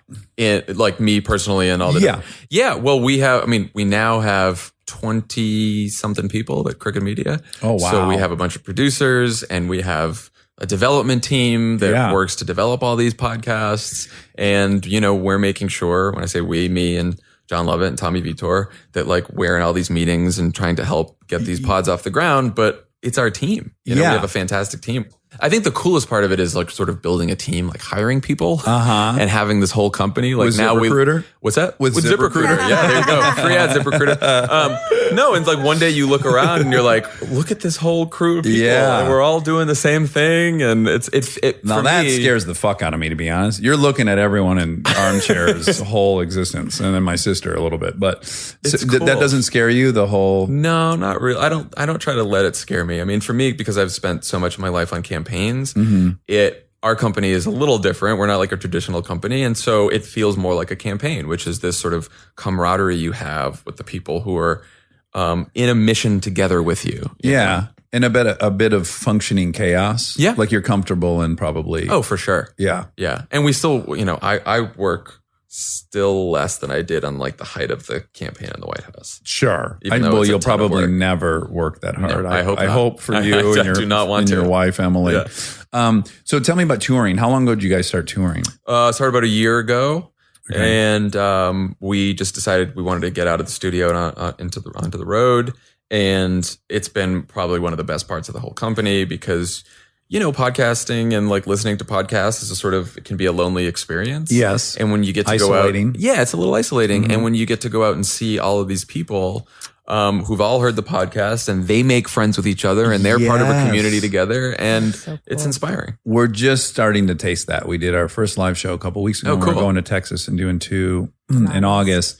But yeah, the notion that these people that all came together, which still blows my mind, and they all have this unifying interest. It's really like life affirming, isn't it? It actually makes you feel fantastic to be a part of. Yeah, well, and it's also like a lot of people were like, well, the left is angry, like the right is angry, and everyone's angry all the time. And the audience at our shows could not be more different than like a Trump rally. Like people aren't there like screaming about Trump and angry Right, and stuff like that. People are inspired, they're hopeful, they want to figure out how to get involved. And so it's really it's a wonderful thing to be able to go. Joyous. It's a joy. Yeah. It is a joy. And you get people who like this one woman, we were in Denver and she's like, I am an undocumented immigrant. I'm a dreamer.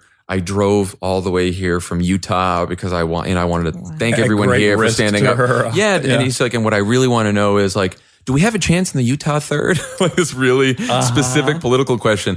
But at that moment, like, everyone gets up and cheers for her. And it's this like sort of wonderful moment. And so it's a people who have this mix of like they're politically nerdy and they want to know what's going on, but they also want to figure out how to help. Yeah. That's nice. It's really cool. And don't you find is like things zigzag so much. So it's like we all went to movies, then that kind of stuff. Now and then we were all watching Netflix, and then everything's on a phone, and now it's podcast. So it just seems to be getting more and more isolating in a weird way. Yeah.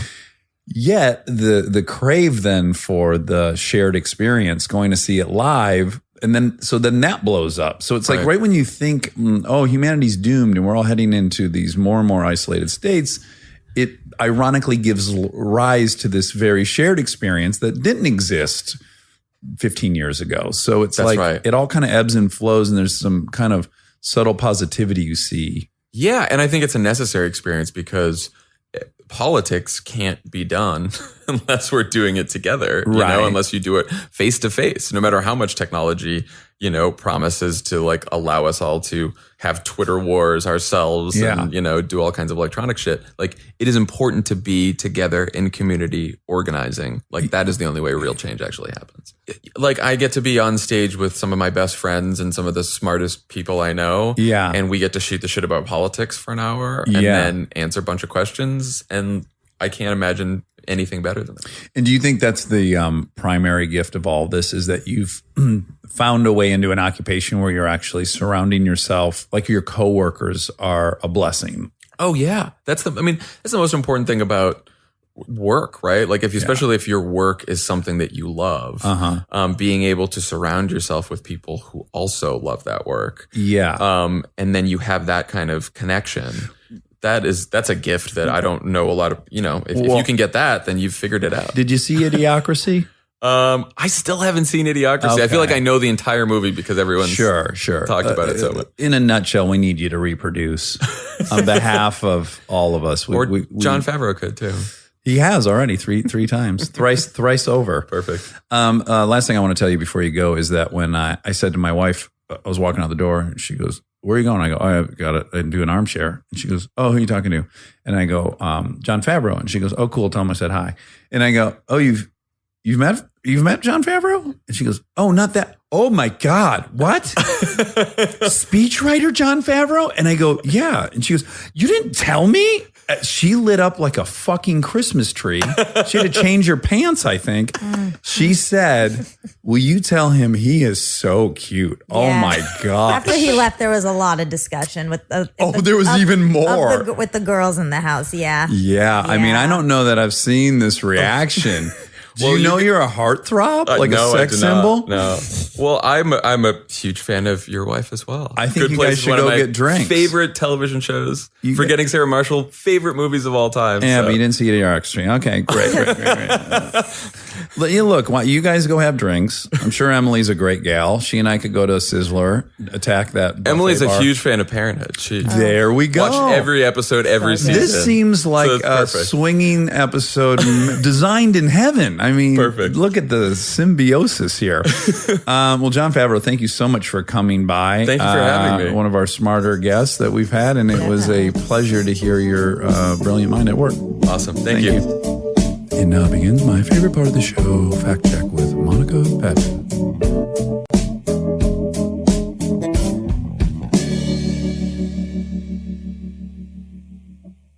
She's a fact check expert. Ooh, my upper register's not there. Clear it out. It cleared out like Baba Booey would. I don't think I can go that high. She's an armchair expert. Yeah. She's a fact check expert. Do do do. She's a fact check expert. Oh yeah. You did it. I did it ish. I liked it. All right. I always like it.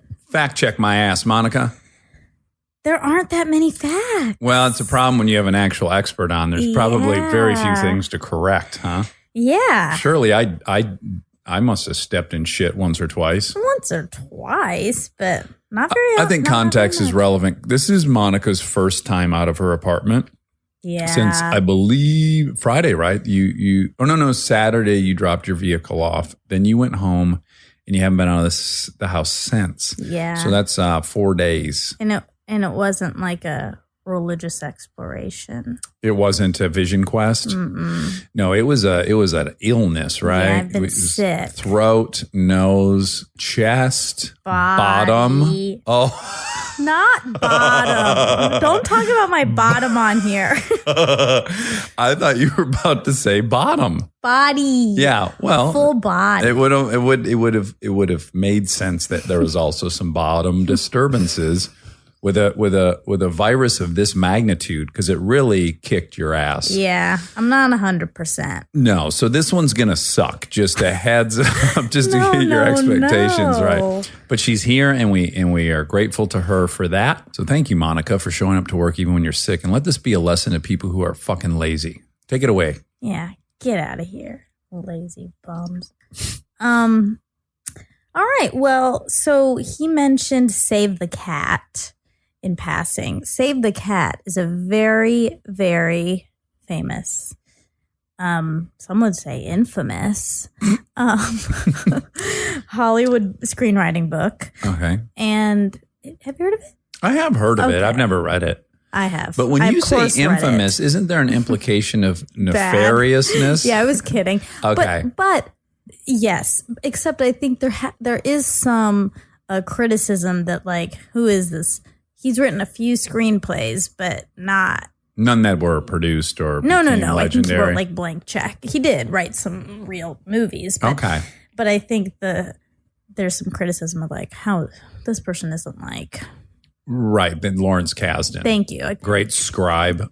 Exactly. He has this thing in the book called the beat sheet, which breaks down the 3-act structure into like these manageable sections and sort of breaks down exactly what needs to happen in each part. So, Gives you like the architecture, the physical parameters of each act. Exactly. That sounds helpful. It is. And it's called Save the Cat because he says there's a decisive moment when the protagonist does something nice, like literally saving a cat. And he says it's the scene where we first meet the hero in order to gain audience's favor and support for the main character right from the start. Mm-hmm. Have you read this book? Yes, I read it when I first moved here, of course. It's Oh, you something did? a lot of people do when they first move here. Is read Save the Cat. Yeah. Now, I'm If they're a split. writer. I'm of two opinions about this. So certainly, like our good friend Jess, who sang Pippi Longstrump, he would be the first to admit that he wasn't the strongest improviser at the Groundlings when we were there. I really like that you call it improver. Yeah, I think of it as its own word.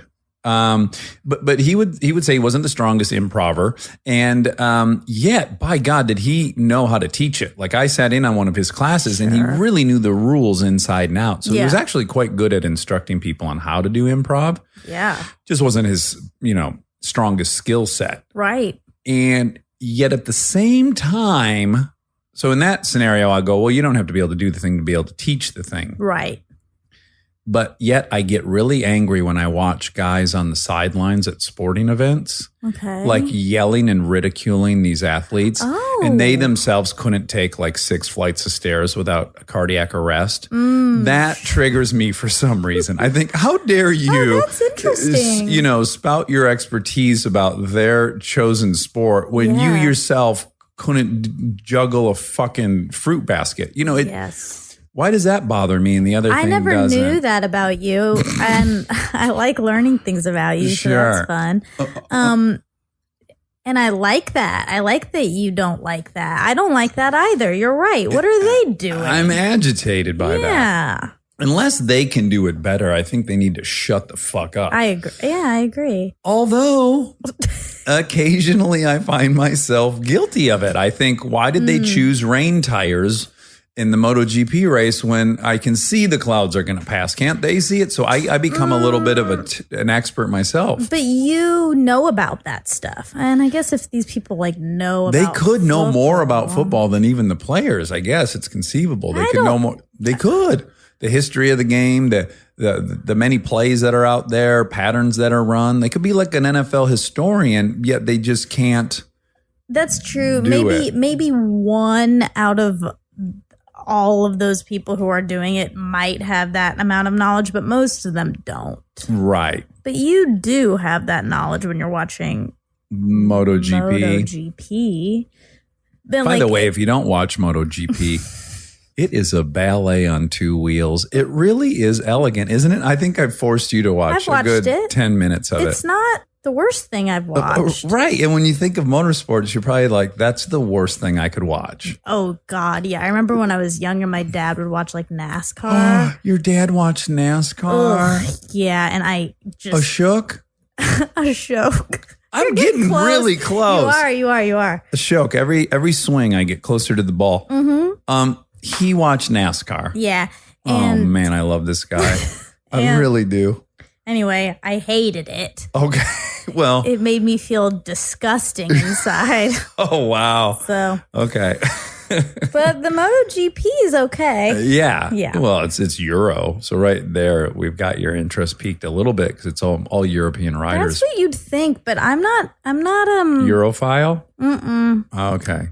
Back to your bottom illness. What countries. was happening with your bottom? Stop talking about my bottom. You're never going to know. So we were wondering if there's a genealogical connection between these Favreaus. Oh, right. I didn't look into it, but I was thinking that maybe they could contact 23andMe and they could figure it out. Find that out. Yeah, because I think... Or they could go on that show. Isn't there a show where everyone finds out they were slave owners? Yeah. That seems to be the recurrent theme on that show. Yeah, exactly. The show should be called Find Out Which Family Member was a Slave Owner Yeah, exactly. on PBS this fall. Yeah, because they might be related for real. And what if he's like his Son? dad? Yeah. Yeah. Maybe John, the filmmaker, made someone pregnant when he was very young. 12 or 13. Yeah, 10 or Could have 10 or happened. so. Yeah. I think he was younger than me, right? Jon Favreau that just came in. I think he was believe 40. so. I'm 43, and I He's think Favreau's 40? 53. Or maybe he's younger than that. I don't know. I can't tell because we're in Hollywood. Someone he's could be like- 70. Let's look it up. Okay. I think this is my guess. We play this 37? game a lot. And I like this game. Oh, right. This is a fun game, you guys. Yeah. When Jess and Monica and I watch a show, we start guessing how old the actors are. And then one person Googles all these ages. And then that'll bring up other people's ages. So then you just start going, how old's Sir Anthony Hopkins? Yeah. And then whoever's closest, Wins. they win a nothing. But pride. Pride, yeah. Okay, my guess is that he's 35. Okay. Okay. I'm going to guess he's 39. Okay. 37. I said that a second ago. I don't know why I changed my I know, answer. and I was going to say 36 too, and I changed my answer. Okay, they teach you in 37. test taking classes to go with your first. Follow your instinct. That's right. Follow the kitten. Is that the name of the book? Save Kill the the kit. cat. Save the cat. Okay. Anyway, yeah, he could have had him at a very young age. Tiny bit more context. I'm shirtless. Don't you think that's relevant? Like Rob is, I don't know. I don't know why Rob is being so discreet, but Rob is keeping his shirt on. It's in the high really 90s hot. inside the attic. Yeah. I just can't do it. I can't be agile mentally and nearing passing out. So I had to drop the top. Yeah. It's good for people to know that. I'm so glad that we don't have an HR department at Armchair It Expert. would not No, I'd be work. probably getting spoken to often. Oh, yeah. But I asked for your consent before I did it, and I asked Rob's. Well, Actually, that wouldn't even. you didn't. That doesn't really hold water because, like, if your boss asks you, I mean, you could argue I'm your boss in some way. Yeah. And if your boss asks you, "Hey, can I take my shirt off?" It's It is even- probably it's a almost hard worse. asking. Yeah. Yes, because I almost feel like then you're asking them to be complicit in other Exactly. weird stuff. And then they are in a position where they have to decide, like, oh, if I say yes, I won't get that Then I promotion. won't Or- or if I say no, then Right. then I might get fired. Or Yeah. Well, just thank God we're best friends, and that's not an issue. and we haven't ruled out that I'm not going to take my shirt off at some point. Yeah, that's right. That hasn't been decided. TBD on that. Okay. So you said Kristen got some legislation passed regarding Coney, but it sounded like you said Comey, and I wanted people to know she has nothing to do with like Comey The and Comey the investigation? investigation or No. anything. And this was about 6 years ago Invisible Children for Joseph Coney, Yes. the leader of the. I know it's got a really misleading name. like the Happy Friends IRL, group. like it has something to do with Yes. religion. Of course, he's not very Christian. Like I think it has the name Christian in it or something. Let's see. IRC, yeah, Lord's Resistance Army, LRA. the LRA. Yeah, and he's using the word Lord probably liberally. Mm-hmm. Some would argue too liberally because he's a fucking monster. Yeah, Sure. yeah. Yeah.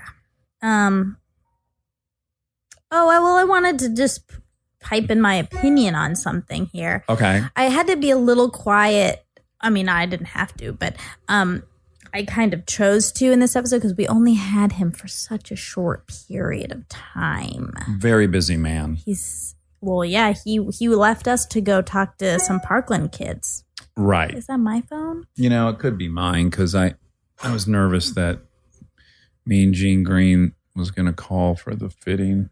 All right, I've turned mine Gene off. Cordell? I wish. What if Gene Cordell was my personal stylist? How excited would you be? I love him. You love him so much. Yep. It's enough about Gene Cordell. Mean Gene. I kind of want to explain it, but I also don't because... Well, yeah, in a nutshell, Monica thinks Gene Cordell is the funniest human being on planet Earth. And she loves to kind of taunt me with that. Okay. She'll go on these tirades about just how revolutionary his comedy is. And I am always feeling like it's in direct comparison to my own. That's not what comedy. happened at all. And you, of all people, should not feel like because I gave a compliment to somebody else that it diminishes from you. True. It's like your Yes. motto for me all the time. It is. It is. I need to It give is. some better context, and I am going to say it because I want people to know about him. Okay, great. His name is not Gene Cordell.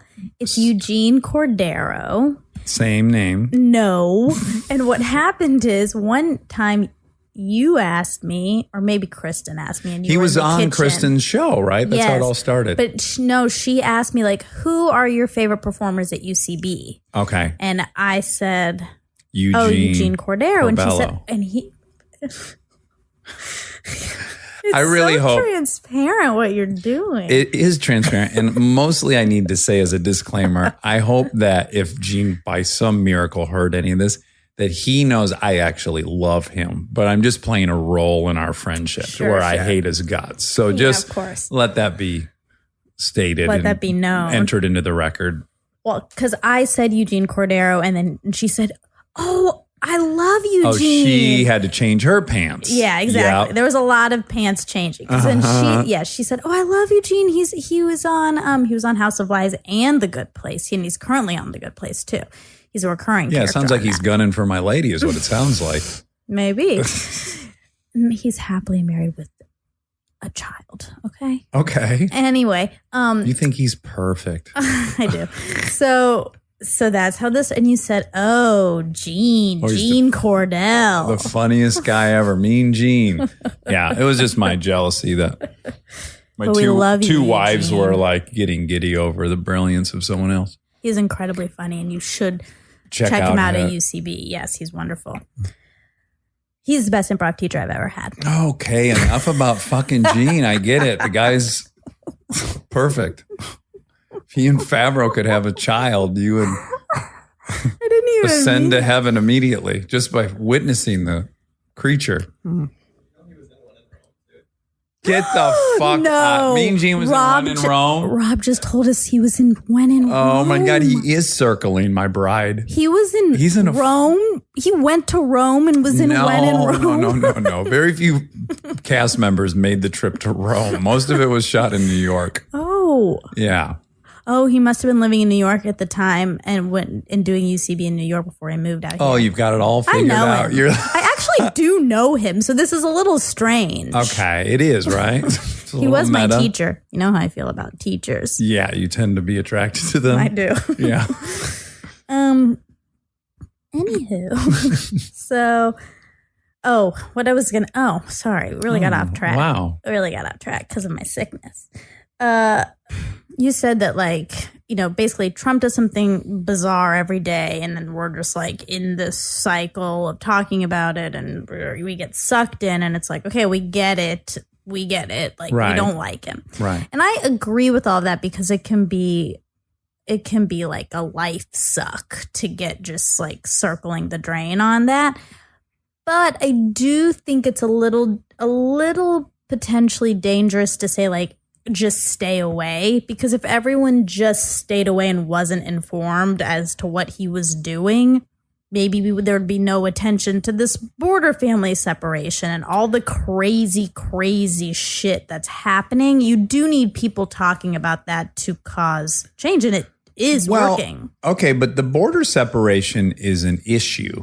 Yeah. And any issue that has a solution should be focused on. But him being vile, in your opinion, there's nothing to fix. In about 90% of the stuff I'm hearing in my silo of liberals isn't really about something that they're going to change.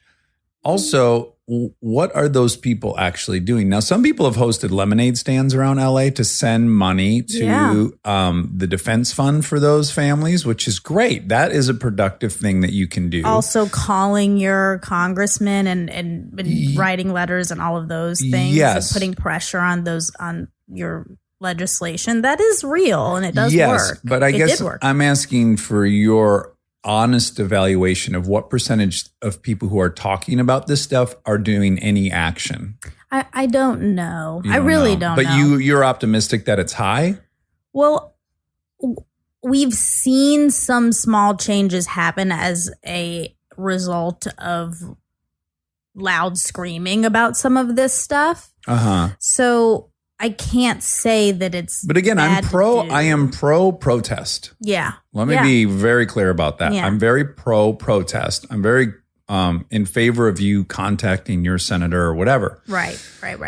You spending a couple hours of your day with your friends talking about Sure. the state of affairs, I don't see as productive. And then also, I would argue from an anthropological standpoint, we have all these mechanisms that have evolved in us as a species to help curb tyrannical rule. And one of those is in hunting and gathering societies, which we've been for most of the time we've been on planet Earth, they're very egalitarian. And the reason they're very egalitarian is because generally if one dude is tyrannical, several of the other dudes can overthrow that guy. It's very hard to have a very strong grasp of power over a group of 100 people if you don't have nuclear arms and you don't have mechanized war. Mm-hmm. So gossip in general is something that is innate to us. Yeah. And it's tastier. It's much tastier than positive statements because it's the mechanism by which we all go, hey, George is getting a little too big for his britches. I think he needs his power regulated. Right. You know, so it serves a very pragmatic function in a group of 100 humans. And that's why it's so tasty. I'm just asking people to recognize that this tasty thing is a little bit vestigial. And what you're doing in the society is voting. That's what you really are doing to enact change, unless you're a protester. But I would argue more than 90% of people in the country aren't involved in protests.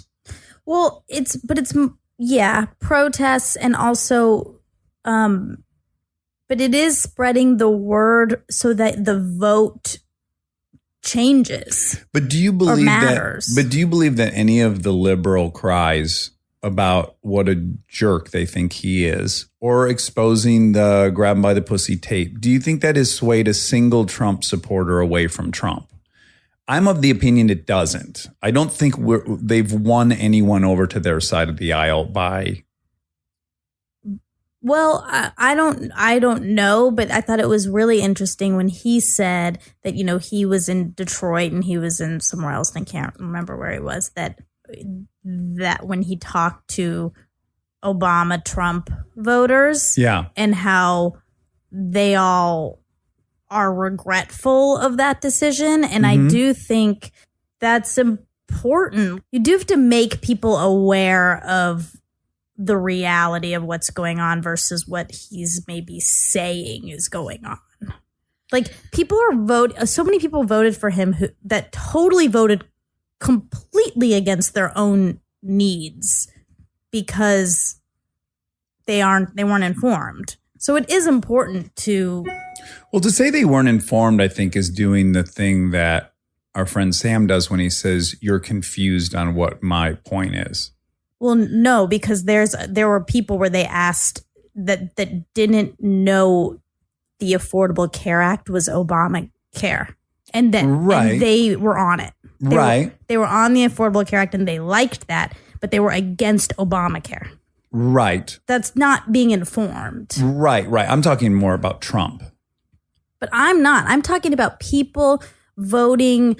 People need to know what their life is about. They need to know what they're voting for. They need to know about their health care and their. Yeah, I think people should be informed. I do. Yeah. I just don't think people should talk about politics for 2 hours a day because I don't think their life is really about politics. I think their life is about earning a living, being a parent, being a brother, a sister, all these things. Your actions in life, if you measure a human being by their actions and not what they think about, then I think it becomes very clear that there's not a lot of action surrounding people's political opinions. It's just them thinking about it.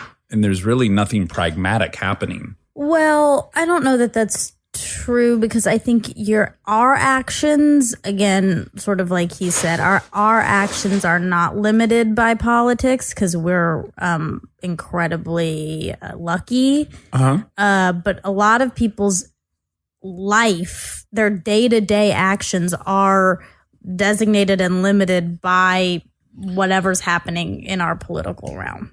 Here's what I know. I go to pick the kids up at a birthday party that's for the preschool. All the parents are liberal.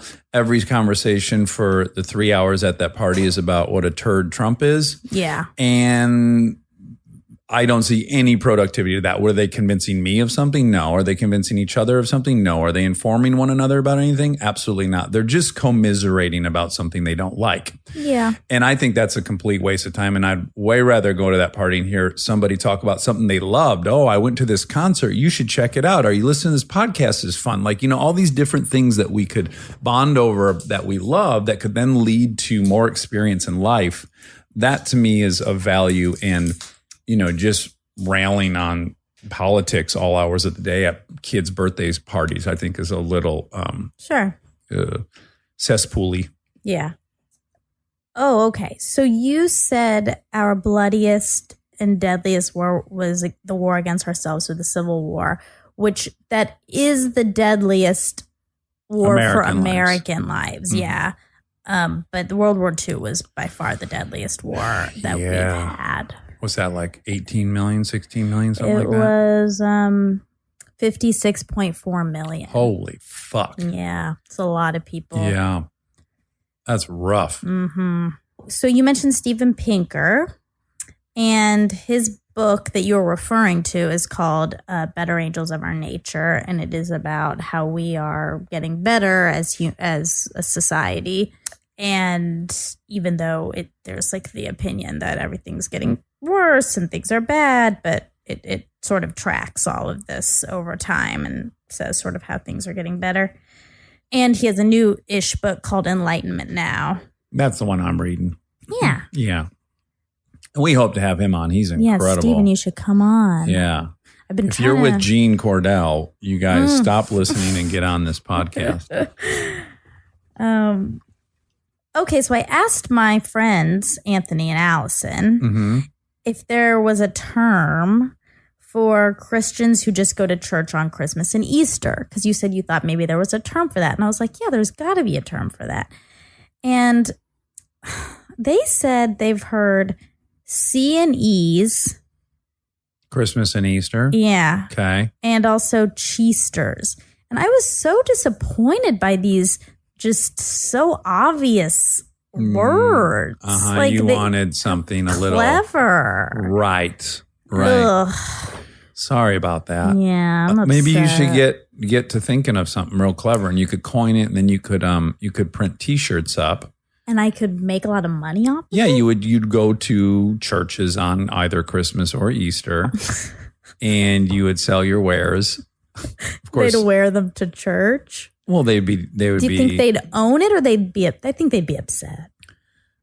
Well, I do think they'd be upset. Yeah, I think that those Christians probably are wanting people to believe that they're there more frequently than that. I know, but they should just own it. Like, it's okay. Yeah. If you just want that sense of community 2 times a year, that's fine. Yeah. No, it's no one's one's business. judging you. Well, people are judging them. A lot of people are, but we aren't. Yeah, no.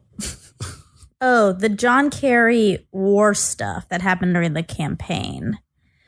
So during the 2004 campaign, a political issue that gained widespread public attention was his war record.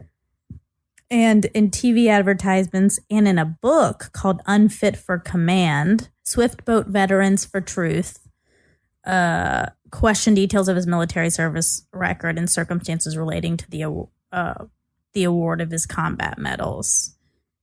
And so that really affected his campaign and stuff. And then it was later totally discredited. And all of these people that like served with him said none of that was true. But, you know, when people hear something, they can't unhear it. And I hate that people can't unhear stuff. Yeah, it's just that there's a certain layer of shittiness to try to rob somebody of their war hero status. It seems like a particular ring of Dante's Inferno should be reserved for those people. Yeah, it's a low blow. It's really rank. Yeah. Yeah, it's just kind of a real shit move. But you know what I mean about that? Like, it's so unfair because we live in this society, especially now. I mean, not even really then, but now, if you put something on social media and it like gains heat, and then it's, you know, it becomes this huge thing, and it's not true. The retraction is never a story, only the false headline. Yeah. Or even if people then recognize like, oh, that wasn't actually true, you still somehow still associate the negative thing with the person, and you can't like, I don't know. It's just hard for people to divorce those two, and it's very scary. Mm-hmm. I think it's scary. You do, yeah. You're scared of it. I think it's like a pop-out scare. You think that could be the theme of a horror movie? Yeah. You do. Let's write it. We'll use the beat sheet from Save the Cat. Okay, wonderful. And then we'll write it. Wonderful. And then in it, we will unveil a new term for Christmas and Easter churchgoers. Yeah. We should also employ Sedaris to help us with this. I feel like he would have a great... He's good at coming up with words. Gunderpants.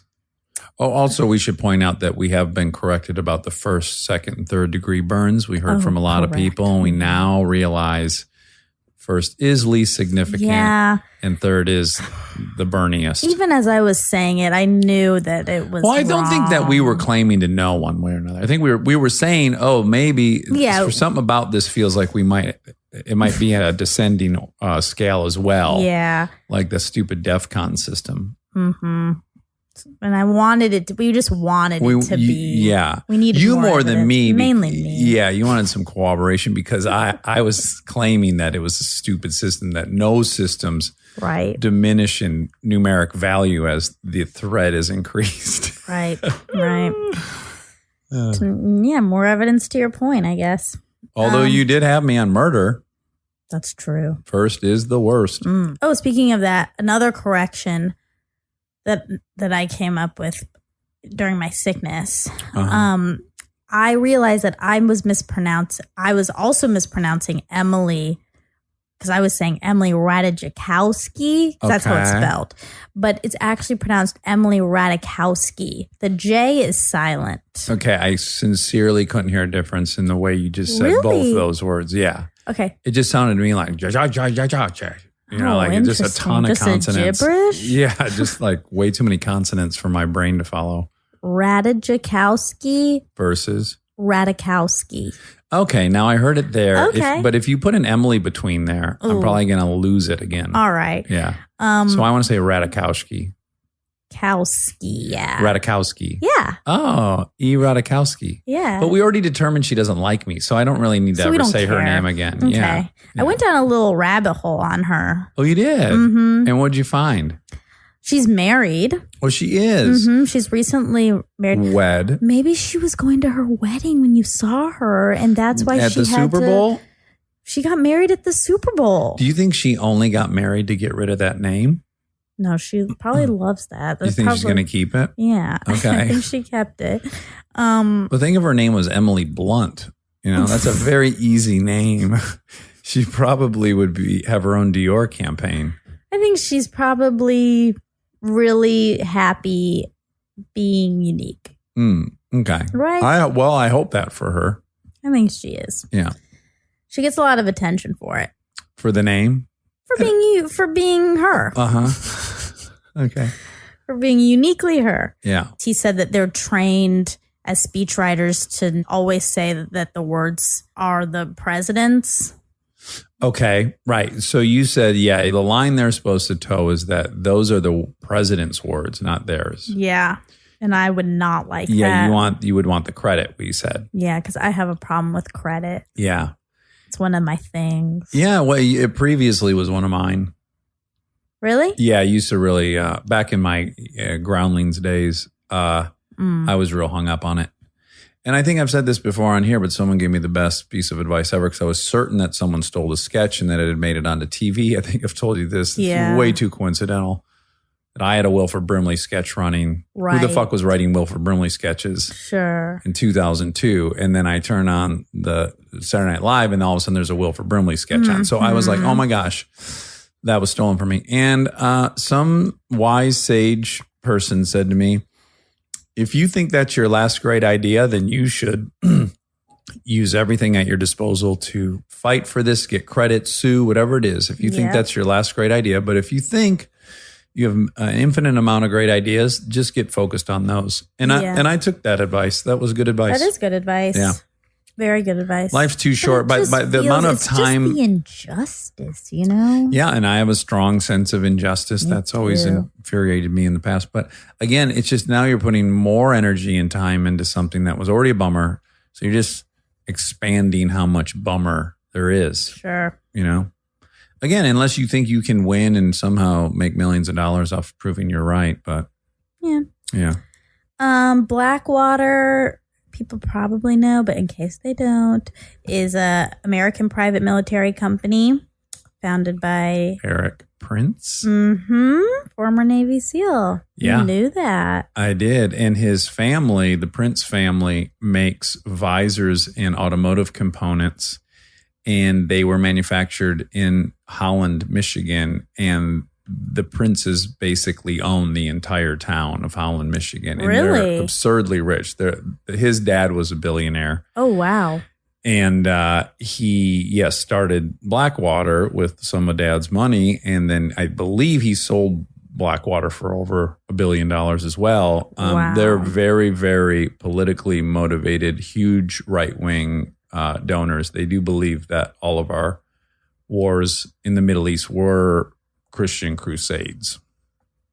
Because I sold this, you remember I sold a show to FX called Killing Machines, and it was all about private security. So I ended up learning a ton about all those different. Cool. Yeah. Yeah. It's been renamed. It's not Blackwater anymore. Is it Triple Canopy? No, it was XE Services. Okay. I might not be saying that right. Maybe it's like XE is something else, but and now it's called Academy. I think it's called Academy. It's spelled with an I. Interesting. All of this is spelled. Well, funny. they own this gigantic compound in North Carolina called the Swamp. And I think where they they also have their own Air Force, basically. So I know that they basically are a air service for hire for like the CIA and stuff. So they make a lot of money there, but also their training facility is used by local law enforcement, state law enforcement, all these different agencies train at the Swamp. So they make a good amount of money there as well. Cool. Yeah. That's nice. It's cool when you sell a TV show, you just have to like learn a lot about it. Yeah, that's And I don't know fun. why else I would have gone down that rabbit hole. Yeah. I wish I would sell a show about chemistry or something. You So could. I could learn. That's all. That's everything? Yeah. Well, I'm so glad you got to sit so close to a longtime crush of yours. Me too. We need to get some longtime crushes of mine up in here. Sure do. Could you get on that? Sure. Okay, great. Look forward I've been to it. trying, actually. You have, behind Yeah. closed doors. Yeah. That sounds like you. Monica's the best present giver there is. Well, other than my wife, she is also an incredible present She giver. is, yeah. The both of you are twins in that thoughtfulness category. Twins in many ways. Okay, well, I think Rob died, just so everyone knows. Rob is passed because of the heat. So Oh, I think 'cause we his should shirt- probably stop now. He didn't take his shirt off. He It didn't was a take his big shirt off, mistake. and he's dead. Now, luckily for you, you've been conditioning yourself over the last 4 days of a temperature of 103. Many fevers, many. So it feels cool to you. You're acclimated. Yeah. Rob passed, and I do want to tend to his corpse right now. Okay. Love you. Love you.